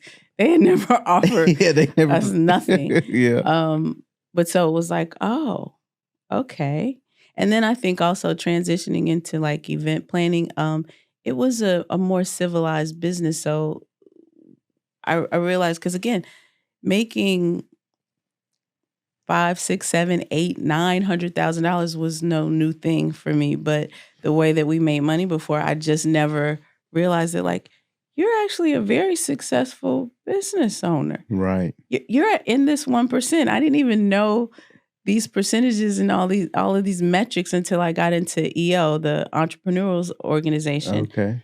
And you're a woman, Black woman. Yeah, I had a coach. And so in 2022, I was a part of the EOA program, the accelerator program, where because again, the EO organization is for business owners who make 1 million plus. So, it's not very diverse. Right. So they were trying to diversify, and they were doing a program with the city where they were like, they would pay because the fees also, it's thousands of dollars a year to be a part of the organization. They pay your fees. So I get into the organization in 2022, and it's at a bad time because I don't know if you did any background and you read, I had a time in 2022. Yes. Yeah, I had a time. And it gets long. So it's like, okay, by the time we opened our business in 2019, we had almost $1 million in sales. Mm-hmm. We opened in September of 2019. Mm-hmm. And COVID hit 6 months later. Right. And so we were mandated to close because we were a large capacity venue. So we were closed for 10 months in 2020. So we were like... gut punch. Yeah. Now we had gotten a liquor license because at that time, most venues like event spaces didn't have a liquor license because as a client, you'd go and get 1-day permits, for liquor. Right. We got a liquor license because I had thought to myself, like, if this event planning stuff doesn't work out, we can just do nightlife. Right. We can just go back to what I know, baby. Yeah. So we had the liquor license. And so it was like, when we opened back up in February of 21, there was nothing we could do because also they were there were still all these like mandates. You could only gather 50 people, X amount of feet apart and all this. And so my business partner, this is her first time ever in business. Oh, wow. So she got the romanticized version of business because our first year, 400,000, 6, 8, You're right. 9, So COVID scared her. Yeah. So I remember like we met with mask on in June at the building, and she was saying that she's doing all this research and it's not looking good for the hospitality industry and we should probably just throw in the towel. Yeah. Mm-hmm. And she was really scared. And I'm like, yeah, not me. I'm just figuring like. I've been in a room full of weapons drawn, baby. Yeah, we'll see what happened, what happened. So a couple of weeks later, she told me she was sorry, that she was just scared, and we'd figure it out. The landlord did suspend the rent, and he said that without penalty. It wasn't accumulated debt. They were suspending. So it was like, in our minds, these are great people. They did a $500,000 upfit. Right. We had reasonable rent. Yeah. They've now suspended the rent. So Matt Browder could do no wrong, right? So when we opened back up, it was like, we're going to pretend restaurant. So Michael, I need you to find a food truck because we had a good loading dock. So it's like, we're going to put the food truck in the loading dock. We're going to hire a serving staff. Mm-hmm. And because we don't want customers to know that like the food is coming from the food truck. Right. So we'll take orders like restaurant and we're going to do brunch. And we're going to do a Valentine's weekend. We're going to do Galentine's brunch for women. And because we did like decor services, we always would have like photo moments. And this is when Instagram is rolling into all this Instagrammable stuff. Right. So it's like, okay, we're going to do this brunch. So she found a food truck vendor for us to partner with. And we started doing brunch on Sunday. And this is just like your ideas are just coming to you. Like this is out of necessity. We've had a lot of stuff. How do we get it back popping? This is all we could do. It's like we're not doing a lot of private. Again, we had nearly $1 million in sales in 2019. We made $237,000 in 2020. And it was because also we got on the road, like, because again, my relationship. So we started like, we did we would always do like higher end budget events, like, $100,000, $200,000 budgets. And And so we just got on the road and did some work. And then PPP rolled in. So she was afraid. And at that time, we had one line of credit for like $150,000. Yeah. And she's like, I don't want to take out any more credit because we don't know what's going to happen, all these things. And one of my other best friends worked for Wells Fargo, Wachovia, then Wells Fargo. So she was telling me like, no, they're going to roll out this forgiveness program. And because of all of your contract services and your returns, you guys could get like, sizable amount of money. So I'm like, okay. So I'm telling her, we got to do this thing. She's like, nope. I'm nervous. I don't want to take on any more debt. We got $11,000. Oh. And in PPP. Yeah. And so it was like, we're probably going out of business, right? So when we open back up, it's like, because rewind, during 2020, we'd open once a month and we would do a floral pop-up because we did floral design. We did event planning, floral design, decor services. So it's like, okay, we'll do this pop-up. We'll sell cocktails and florals. Yeah. So we'll just kind of roll this into this brunch. We'll have florals, cocktails. I had a bartender that I worked with at the club that had evolved, and she was a mixologist, and she started telling me about craft cocktails. They're going to be the new wave. And they were pretty. And so because aesthetics were like important. Yeah. I never drunk. So I wasn't into like liquor, but it was the aesthetics. So I'm like, yeah, this all fits. We're going to do these cocktails and this brunch and these things. And it sold out. And then each Sunday it just kept growing. And then, our space was big. We had almost 11,000 square feet. So we started seeing like 150, 200 covers every Sunday. Hey, do you like what you're hearing? If so, let's not stop here.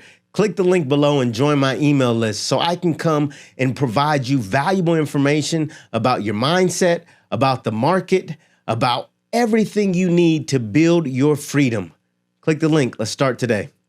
So it's like, oh, we might make it. We got something here. Yeah, we might. So we applied for the SBA Restaurant Revitalization Grant. And in June of 2021, we got approved, and our funding amount was $681,000 based on our loss. Yeah.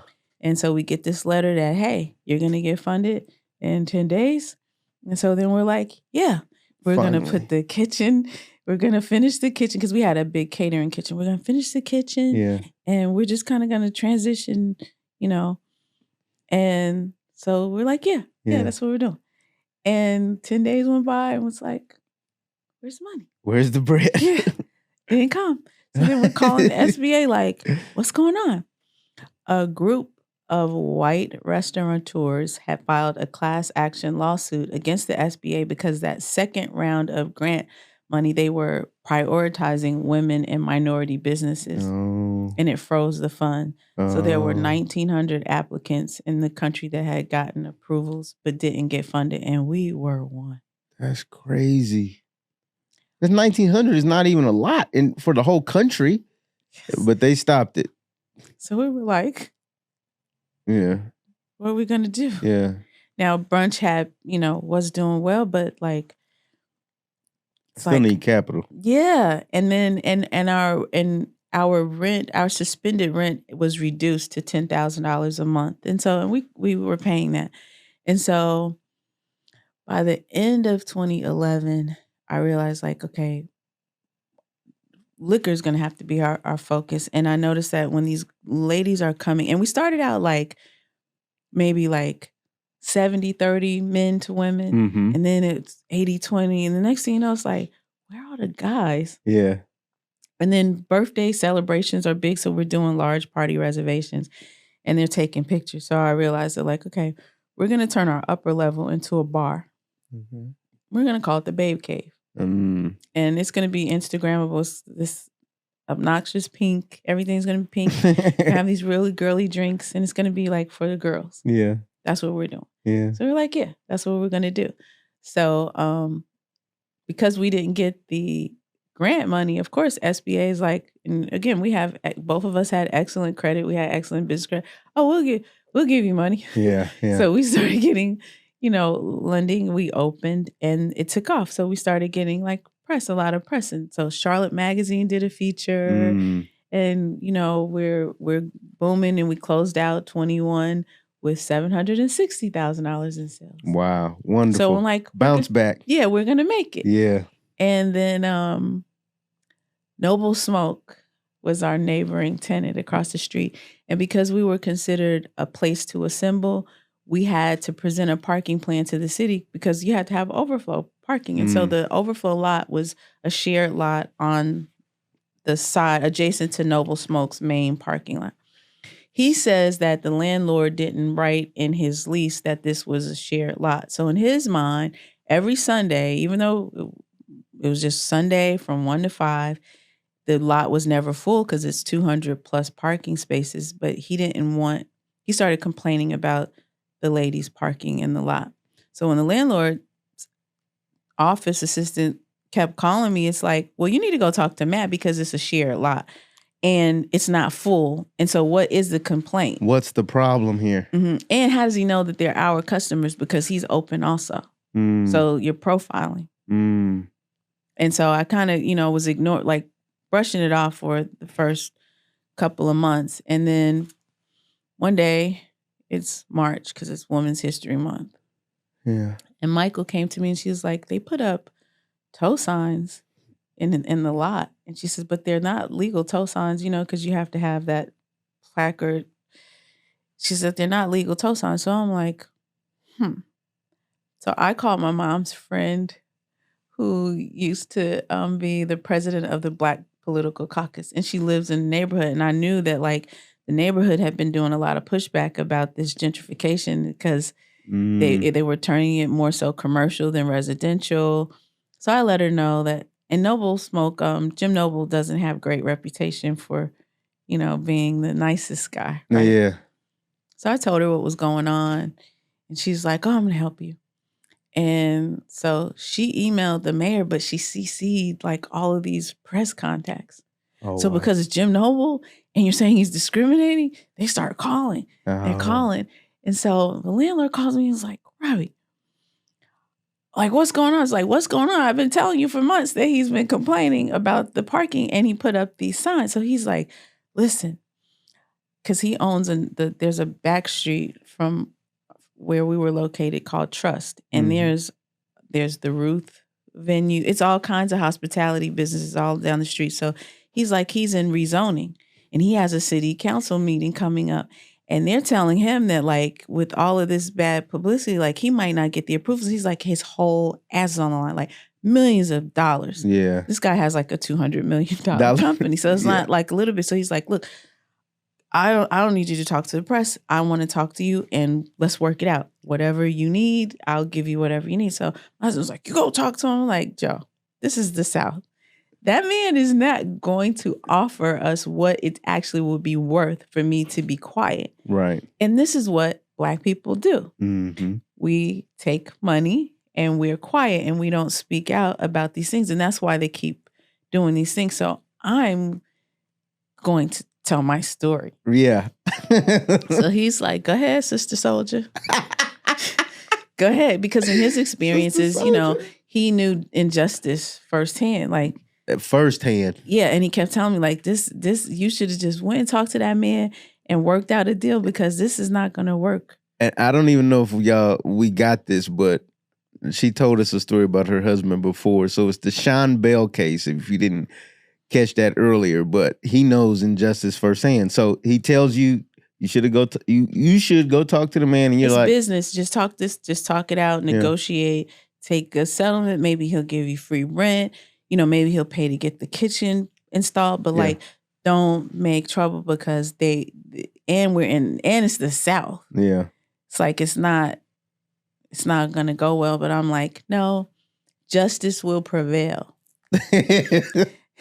So I do this first interview and I literally just told the story like, hey, we opened up 6 months later, we were closed. We were approved for the SBA revitalization grant, didn't get it. This was happening. So on my social, I basically just told the same story. Like, this is what we're going through. We need the community support, help us. So this lady starts commenting on my page and she's saying all this crazy stuff, like being really aggressive towards me. And I'm like, at first I didn't know who she was. So I'm like, yeah, like, fuck you. Because again, I'm so aggressive. Right. So then someone told me that is Penny Maxwell from Freedom House Church. She's always like butting in people's business, doing stuff. So then I'm like, oh, girl, log out and go pray for me and leave me alone. Because she's telling me, Jim Noble, how dare you speak this way about Jim Noble? He's not a racist. He hires the less desirables. He has supported more Black people than anyone I know. All this stuff. So I'm like, yeah, go. Yeah, like, you don't know what's going on here. No. So then, because I wasn't familiar with Freedom House Church or her or anything. So then we're like just going back and forth, and I'm literally like joking.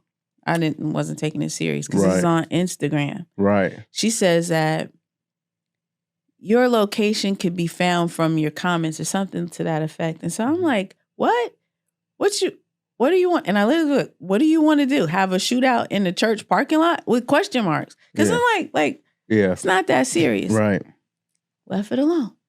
The next day, the sheriff comes and he's like, hey, because he knew my mom. Because my mom, again, did all this printing for all these different organizations and she knew a lot. And McFadden, before when he was just a detective, he used to come in and get copies of his like reports and stuff. So he knew my mom. So he came over to like tell me that like, yeah, this lady, makes a lot of trouble. You should be careful because she had come down to the magistrate's office trying to press charges for you, threatening her, but the magistrate that she saw wouldn't, do it. So, like, be careful. So I'm like, oh, okay. So then maybe a day or two later, he's like, yeah, I don't know how, but there's a warrant for your arrest. Oh my goodness. So I'm like, for an Instagram comment, I didn't say I was going to shoot her. I asked her to shoot. Like, yeah. So I call my lawyer and I'm like, they're saying that it's got this thing. So he's like, yeah, meet. And then he's like, well, that's strange because there's a statute that prohibits this claim from being issued as a warrant. Like first they would go through the proper protocols. Yeah, like they'd summons you. And if you ignored a summons a couple of times, then it could, he was like, so this is like probably like an error or something. So meet me down there. So I go with my purse and my husband, like, yeah, I'm just going down here to talk to the magistrate and get this straight. Get this straightened out. And so I give them my name, all the information, and they're like, yeah. They asked me did I want to give my purse to my husband or did I want to take it into property? I'm like, property for what? And he's like, I have to arrest you. What? So I started crying because it's like, I didn't do anything. I don't want to be arrested. I got stuff to do. Yeah, I didn't do it. Mostly it was like, I didn't do anything. Do nothing. So I was then typing. my husband looked at me. He's like, oh, don't start that shit now. Go handle your business. So I got so mad. At him? Because I'm like, he's so insensitive. I'm being arrested. And it was March 30th. It's the last day of Women's History Month. And I'm going to jail. I'm getting a mugshot.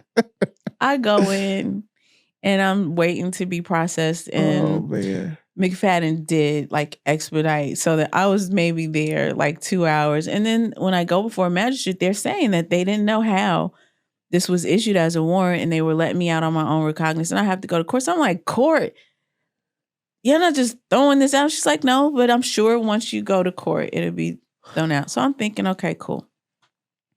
So I'm started calling everyone, letting them know, like, I got arrested. And everything, like, this is wrong. Yeah.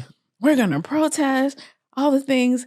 And so I started learning more about Freedom House and Penny Maxwell and how they're Trump supporters and all the things and things.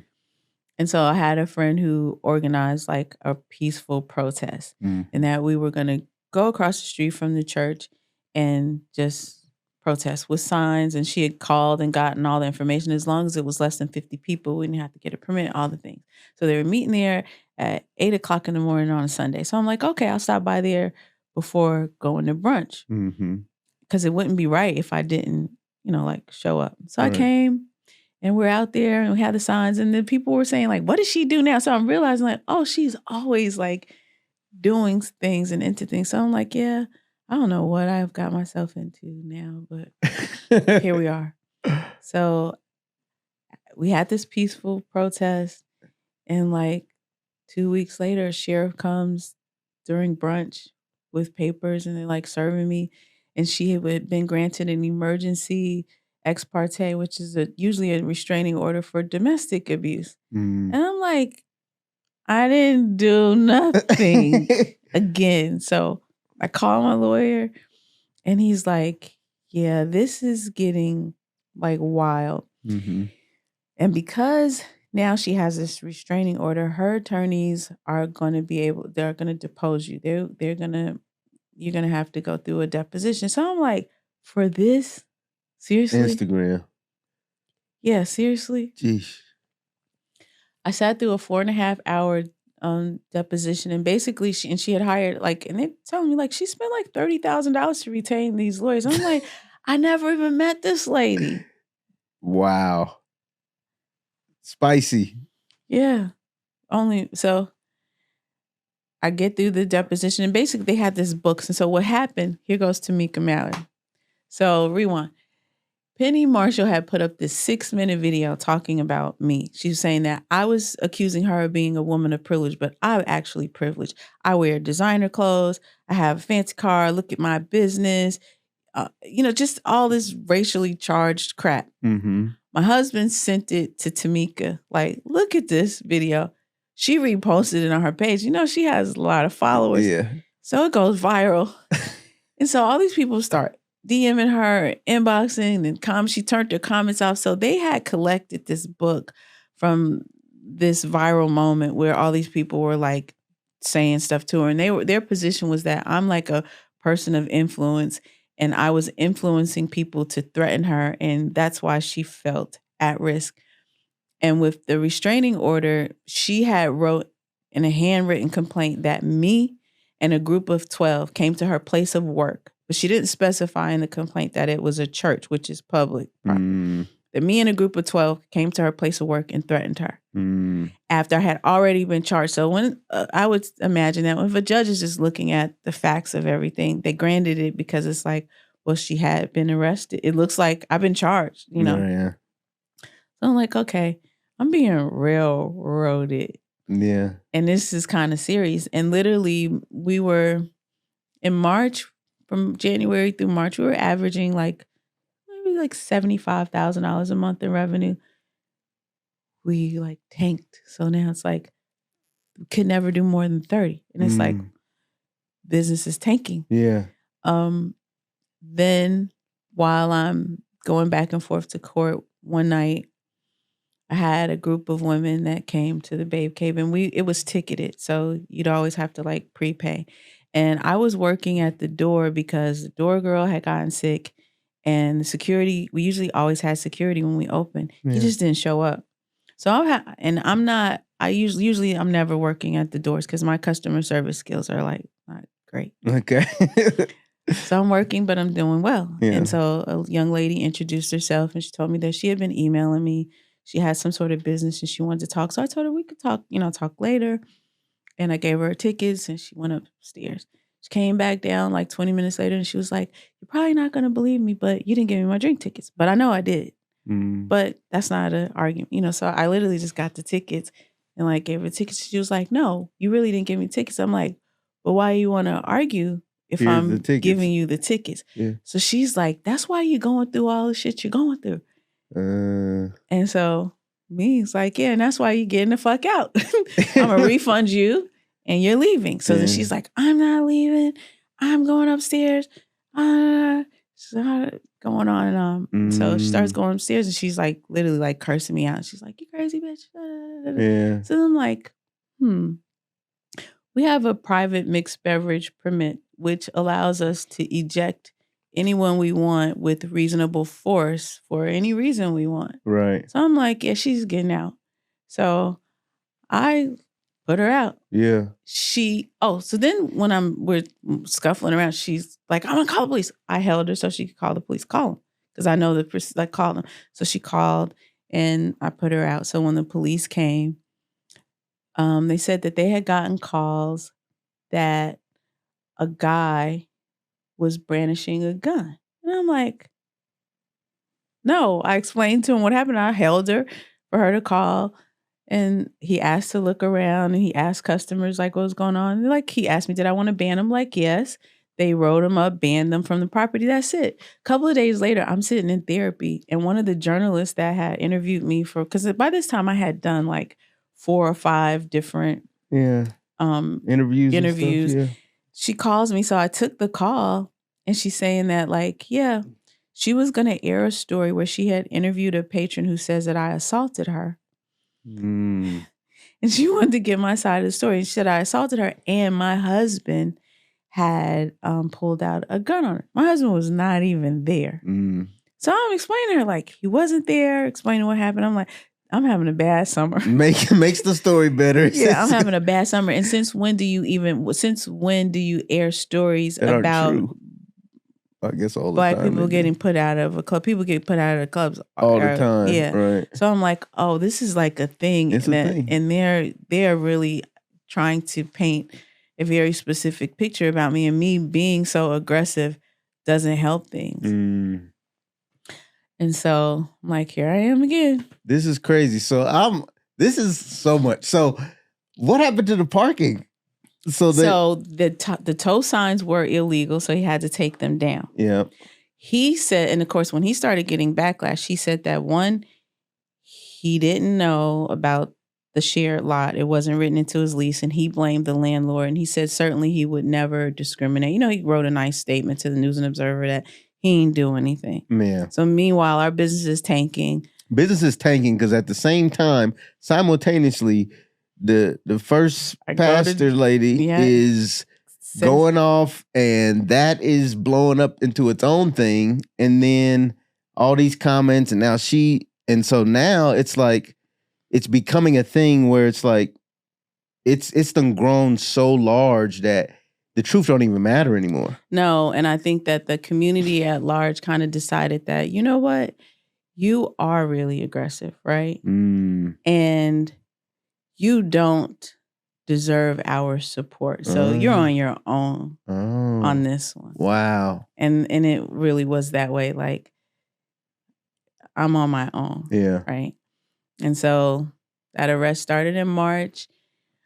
In June. What year are we in now? 2022. We're in 2022. So in June, the restraining order was dismissed because it was improperly filed and insufficient evidence. The same judge that granted it dismissed it. So my lawyer had hired another attorney to assist him who used to be a judge who he said was really good with restraining orders. And so he went into chambers with the judge. And then when he came back to me, he wanted me to talk. And he was saying that they're saying that if I would sign a gag order, they would drop this criminal stuff. Everything would go away, but I would need to sign this gag that I wouldn't talk about this anymore. So I'm like, but the judge said that they were dismissing it. He's like, yeah, but without prejudice, which means if they go gather more evidence, they could charge you again. It's like, but I didn't do anything. So why would you, if you're representing me, why would you encourage me to sign a document like, are you for me? Right. So then he withdrew from the case.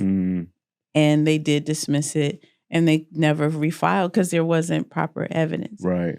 So that was June. So then my business partner was like, I quit.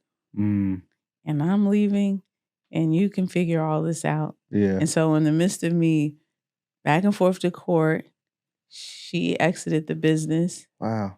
Yeah. And so it was like, the room is spinning. Whew, baby, you was going through. So then I had accepted that scholarship to EO. Yeah. EO is kind of like what probably saved me in business, because by that time I'm thinking like, I'm done. I'm done. Yes. Period. Yeah. So one of my coaches, his name was Jeff Smith, and he is the largest manufacturer of flutes in this country. $50 million valuation. Wow. And one day I came in and we'd have to meet, you meet once a month, 8 to noon, and then you have quarterly learning days. So it's all day. So I came in 8 o'clock and I'm like, I'm fried. I'm going through a lot and I'm crying. And I'm like, I don't think I should be. Actually, I don't think I should be here because it seems like I'm losing my business, right? Mm-hmm. And so he's like, how many minority-owned businesses do you think generate $1 million a year in sales? I'm like, I don't know. He's like, 4%. Mm. It's like, so how many women, minority women-owned businesses do you think generate? It's like 1. Mm. It's like, so why would you quit if you made it, to the 1%? But I'm Wow. like, yeah, because I'm in debt. I'm almost $1 million in debt. I'm $800,000 in debt. And my other coach, Frank Murica, he says you manage debt by cash flow. That's a gem. You manage debt by cash flow. So while, I feel like as Black people, we are always taught like, you don't accumulate debt. Stay away from it. It's scary. Yeah. But that was the first time I heard this concept. You manage debt by cash flow.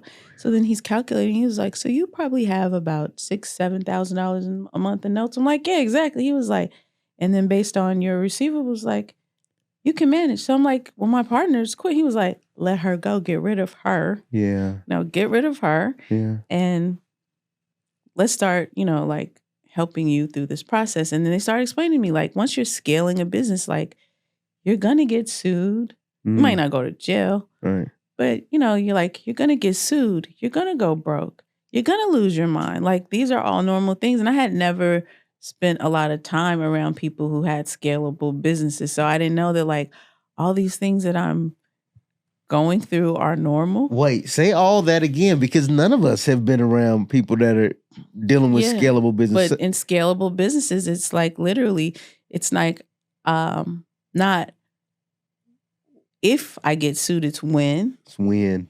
When I get sued. Wow. It's like you're gonna go broke. Wow. Maybe a few times. Wow. All this chaos, like you're gonna face it because on top of my criminal stuff I was dealing with, I had a COVID wedding client. And pre-COVID, she was supposed to get married in 2019. So she had paid a $200,000 budget wedding. She had paid a $100,000 deposit. And she postponed the wedding in 2019. And then she postponed the wedding 3 times. Oh, wow. And so then by the 3rd time, we're in COVID. And she decided that she was going to move the wedding from North Carolina to New Jersey. So it's like, well, you'd have to increase your budget because expenses there are 30-40% greater. Higher, yeah. Yeah. And I'm willing to service, work through it, but it's non-refundable deposit. I didn't breach the agreement the few times I'm willing to work with you. That was in 2020. When I heard from her again, it was when I had got served. I'm getting sued for the deposit. When it rains, it pours. Yes. So the first attorney I hired, African-American female, paid a $15,000 retainer. She had another client who was terminally ill, so she was trying to do some business for him. So when she responded, she had an incomplete response. And, that's trouble. So they were like threatening that like, hey, I could end up having to pay the opposing attorney's fees and like, you got to get this stuff together. I fired her, hired another Black attorney, paid another retainer. So now I'm like $32,000 in. And when we get well into the case, I find out that like my general liability insurance probably would help me with this case. So I started reaching out to my insurance company trying to figure out how to, file a formal claim because it's like if I go to trial, I'm going to owe even more money. And now I'm like... Lawyer fees. Yeah. I got criminal lawyer fees. I got these fees. Yeah. I'm losing my business. And ain't nothing solved yet. No. So in EO, it was that meeting with this group of people once a month because it's like therapy. Yeah. Sitting and hearing different stories and realizing that like, this is just the journey. Yeah. Like you're just in the middle. You haven't even gotten wherever you're going yet. it was like encouraging. That's awesome. Is EO a national thing? Yes, so they're in most major cities. Brian Delaney owned a tech company that he sold for like double-digit millions, and he was the president of EO, and he now I think might be president on a larger scale, like over like regions. But he was very instrumental in trying to build the EO organization in Charlotte, just because he thinks that like it's a banker's town, right? And they don't focus on business, Right. but there are a lot of businesses in market. And so he wanted to support business. And he had this idea that we needed to diversify, because he started looking at statistics too. Like Black women are opening businesses at this aggressive rate. Like, so they kind of like, and then because I was going through so much, they just felt sorry. They felt sorry. Like, let me help this. Let me help this lady. Because it's not as abnormal, and she may not know that most of us don't know that what you're going through, the ups and the downs and the way downs, is not as abnormal as it seems. No. This is actually a part of what people who build huge things and live in their dreams, this is a part of what they go through. Yeah, but it was like, it was happening opposite for me. Because, you know, when you hear those stories, it's like, oh, I was homeless. No, I was sleeping in my car, and then I made it. It was like, no, I'm getting ready to go to sleeping in my car. Yeah, after I've been living in my dreams. Yes. Yeah. And then you know, I'm slowing down. This is the first time in forever that I'm like, I have time and I'm slowing. And so the landlord reached out to me one day and was like, listen, we're gonna you got two choices. We're either reinstating the rent at full price, or I'll release you with no penalty, because I had made so much trouble. You know, all this publicity and all this thing, because he really did gentrify the neighborhood. Yeah, and of course he wasn't going to get what he wanted. Did he ever get what he wanted with his zoning? Yes, he got yes, but he paid for it, because then that's what I learned through this whole political process. Like, oh, it's some politics going on. Because actually, the reason that they gave us this deal in the first place is because he wasn't going to get the votes that he needed to rezone to even do the things that he was doing. So I was like, oh, I'm in the matrix of some bigger business stuff going happening on here. Yeah. So when we had 7.5 years left on the lease. So when he said, and then my partner's bailing. So when he said, I'll let you go, I was like, peace. Bye. Yeah. So the Babe Cave had become really popular, and we had a lot of social capital, a lot of people in other markets interested in the business, because it's, you know, unique concept. And then we had become women-centric organically. Kind of like the community kind of just organized itself. So my brand manager at the time, she was doing the social media and brand management. She was like the last person left when, you know, like everything's going to, imagine packing up almost 11,000 square feet of space. And because we did events, like we had hundreds of chairs, tables, linen, all these things. She literally was like helping pack, and she started talking to me about this brand. Like, I think that we could like go on tour, go to other markets until you kind of figure out, you know, like what you want to do. So I thought, yeah, we'll do that. So we started doing pop-ups. In December, we closed in October of 22. December, we started doing these pop-ups, and we go to different venues and doing this Babe Cave experience, like the cocktails, the photo moments, music. And we, you know, and again, working at other venues, I realized like promoters, like I'm back to being a promoter. Right. This isn't going to work. Yeah. We're going to have to go into brick and mortar. And so I hired a broker again. And this time my husband's like, I'm done with that. I don't want anything else to do with that. I'm not doing it. Of course, yeah. I'm done. Forget it. And so in my mind, it's like, consider it done. Just because you said that. Because that's why I'm going to do it. I'm doing it. We go get it done. Yes. So we started working with the broker. And again, it's like I had 3 storage units full of fixtures, commercial appliances, all the things. So it's like, well, I'm halfway through the process. So I was estimating that like this $500,000 outfit is going to probably cost us about $300,000, and we're going to need to raise the money. And so my other coach, Frank Murica, he was taking a break from EO because he was launching a new business. Now he has a company with $20 million valuation. So Wow. these are men with very successful businesses that now I'm like mentoring and talking to on a monthly basis. So he had agreed to help us with our pitch deck. He would help us with pitching, getting our numbers together. Yeah. And so we'd meet once a month and we were going through the process. And so How important was that? Oh, it's ultimately? like, you've got to have a plan, right? Yeah. You've got to project, and then you need to have a marketing strategy to be able to prove to whomever is going to give you this money, how are you going to pay me back, right? And exercising this kind of formality, I had never done that because mind you, remember I got the first business, I just called someone and said, hey, I need X amount of dollars. Right. And then in Nightlife, I made so much money. My husband, I think I would say was, my first sizable partner. And again, it's him. So, I need $400,000. Okay. Yeah. And I always, if it weren't for that tragedy, my husband wouldn't have had the resources to be able to finance the business. So when you start looking at metrics and numbers and wondering why, as minorities, we're not in certain spaces, it's like, because we can't afford to get in. Right. It's done got so big. It costs too much. Yeah. Where do you get the resources? And then if you look at venture capital and how much money they're giving women, minorities and women, it's like, it's impossible for funding, right? Right. Yeah. So I haven't gotten to any of my questions. This story has been, it's on and on. It's amazing. But what I love about your story that I've heard so far is the stopping and restarting. Yeah. Going all the way back to the small jewelry store.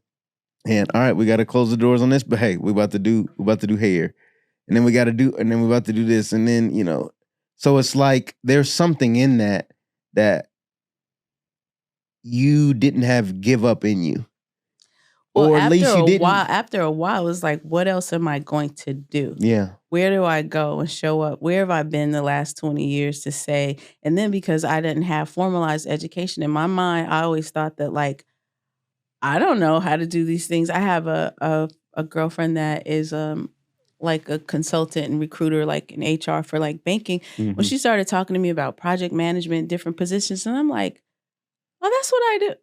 Oh, that's what I do. That's what I do every single day. Yeah. And so I realized that, well, the problem would just be jargon they put qualifying me. Yeah. Right. Yeah. Because of this unorthodox way that I had worked. Yeah. So it wasn't like I just was like, I'm never gonna stop. Yeah. It was just like, I didn't think that I could do. You didn't think there was no place else to go to. Yeah. Now I have realized that like, oh, that is like the hack though. Just don't stop. Yeah. Just don't quit. If you don't quit. You don't lose if you don't quit. Yeah. And we over projected thinking that, oh, we'll just pick up, where we left off in business, but we also modified the offering and started speaking more about community. The community aspect of the business became important to me because it was like, through that process, I did realize that like, you were looking for the community to show up for you and fight for you, right? But what had you been doing in the community? What had you given back? Had you ever mentored anyone? Yeah, no. Had you ever spoke on panels or talked about your business experience? No. What had you been? And I had been kind of privileged. I realized that some of the stuff that lady was saying, it was true. You're in a bubble. I'm on my island. I'm making money. I'm taking my life for granted. Like, I think having the rug pulled helped me to realize that like, oh God, Father, you have blessed me. Right. In ways that I didn't measure, because you're just moving. Yeah. So it kind of like shifted. So that experience, even as bad and as treacherous and as hurtful and all the tears that came with that, you needed it.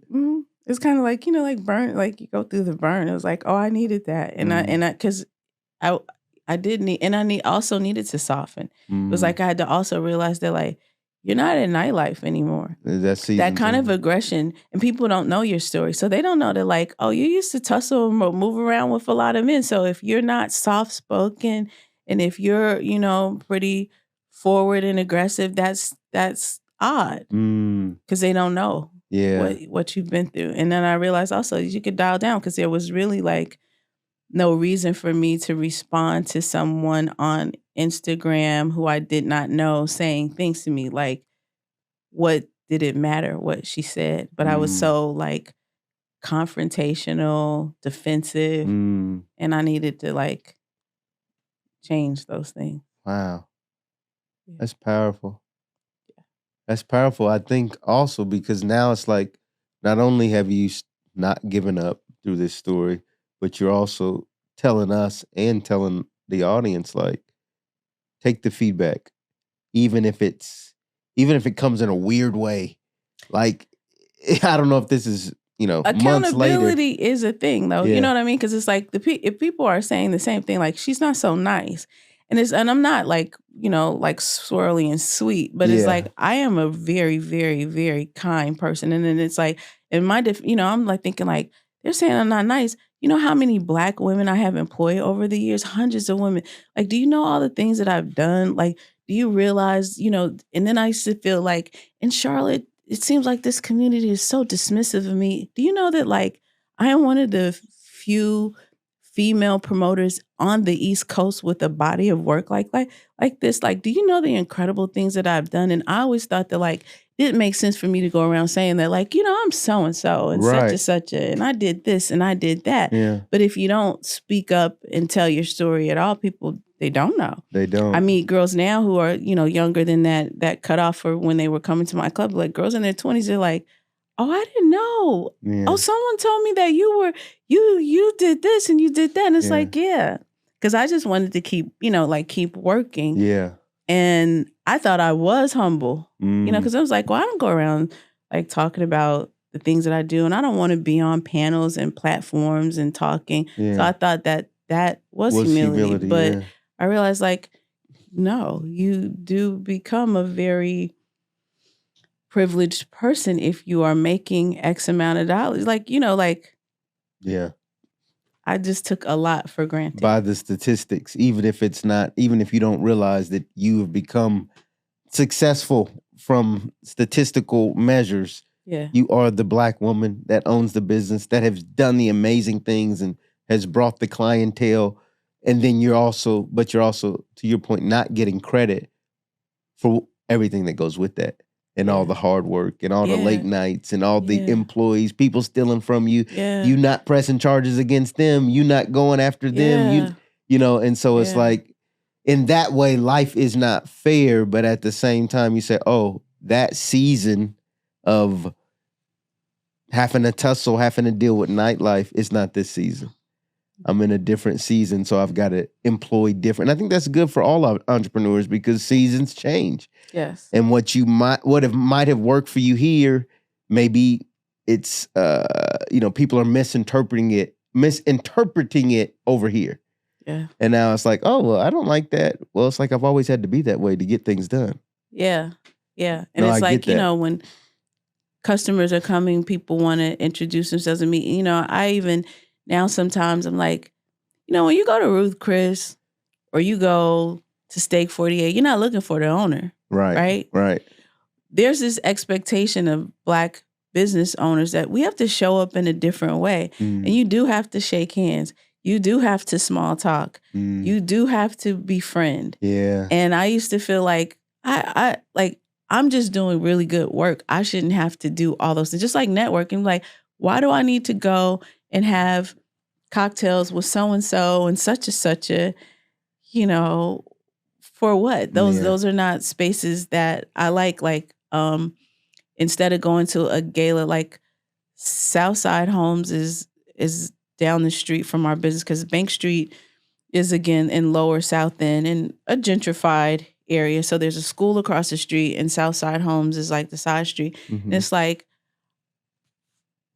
I love sitting on the steps, talking to the neighborhood people that walk by, go by every day. Because like when we were in construction, we would sit outside every day. So it's like, oh, you get to know, like there's one guy we call Radio because he rides his bike to work, to and from work. Wow. And he has a speaker tied to the front of the bike and he plays his music. Yeah. Literally. And I'm like, that's Radio. Yeah. Then there's some kids in the neighborhood, get to know the kids. And like there's an Iron Tribe, a gym across from us. They kept like breaking the glass and doing stuff there. They never bother. And it's like, yeah, because I'm going to get to know the people in the community. Like I want to talk, and I'd much rather spend time in those places than in these higher places. Cause it's just like, that's just not my This thing. wasn't you, but you're realizing that you got to almost do both.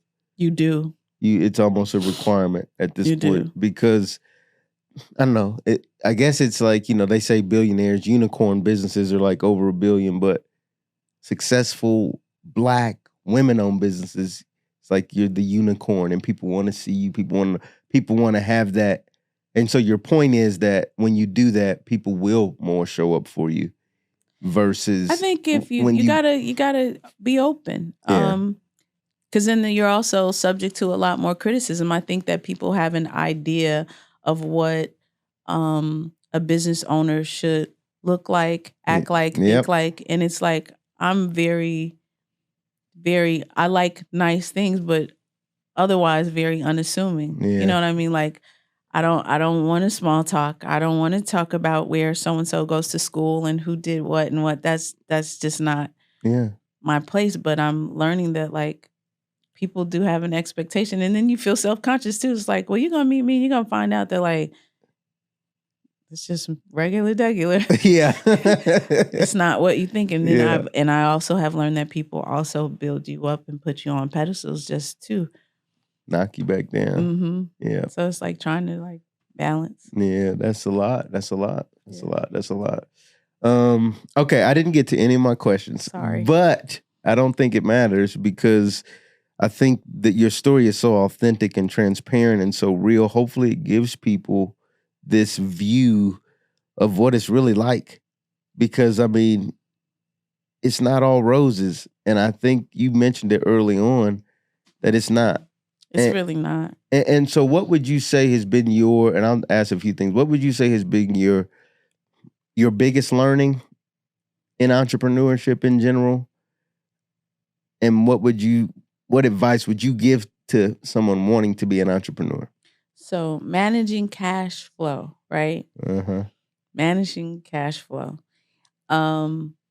And keeping up with, I was always that person, because again, when you always have money to cover the bills, you're not looking for it, right? So I'm always the person at the last minute scrambling, trying to get all the documents together for the accountant. And honestly, there were years that, like, I wouldn't even read my tax return. Yeah. It wasn't until I got into EO. This is why I think that education is important, because it's like, no, you realize that, like, managing your cash flow, knowing your cash balance daily, tracking your money, and again, seeing that, like, oh, I'm with men that have double-digit millions, and they're watching their money every day. Yeah, you're not too big to do this. No. This is actually people that are successful are watching their money daily. Wow. Yes, and they are being conservative.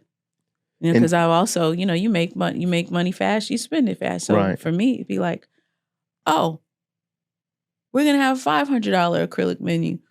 Mm-hmm. when a $150 menu will do. Yeah.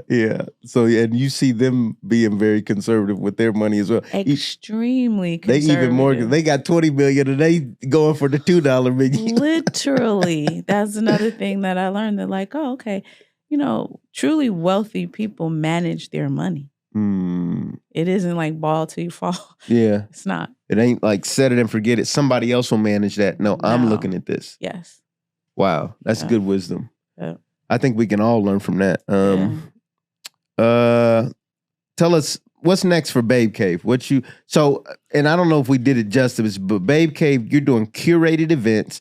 You have a mixologist. These are cocktails. These are events that women can go to that no one else is doing. Yeah, so we have curated events plus experiences. So we do cocktail class, we do floral design workshops, we do candle making experiences. We do brunch every week. Because again, we thought we were going to open up and get away from brunch, and we were going to do more of these, like, experiences. Yeah. But brunch is still brunching.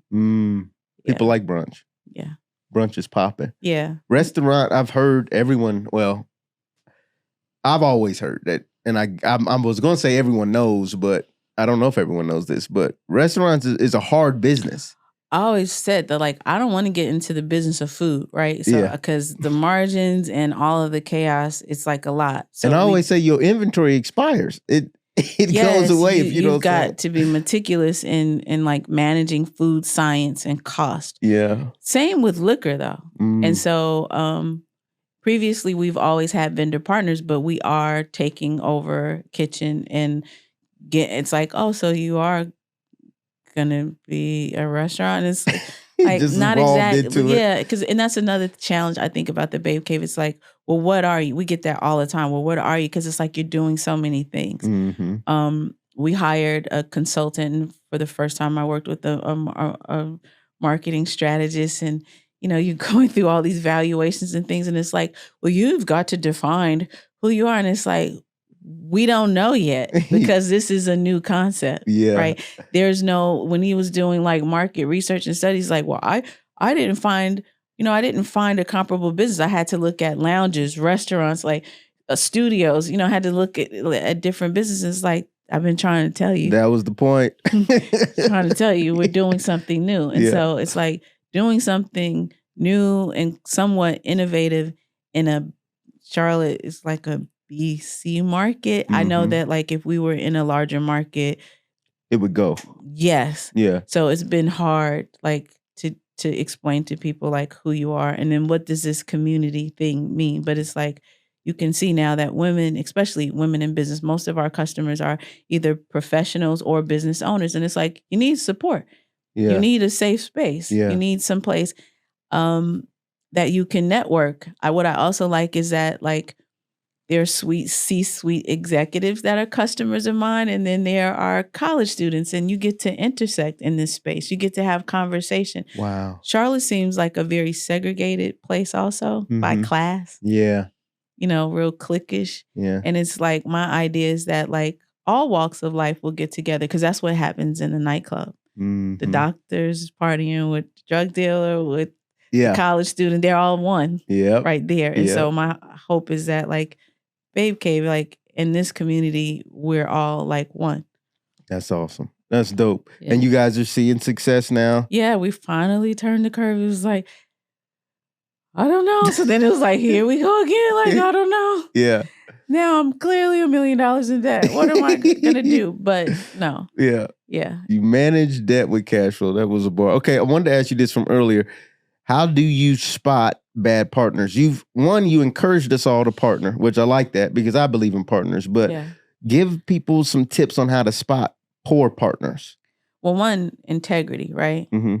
Integrity is important. You just need generally honest people that are not interested in getting over, Mm-hmm. who don't want to take more than their What's due to share. them, yeah. I don't like people that are just doing bare minimum.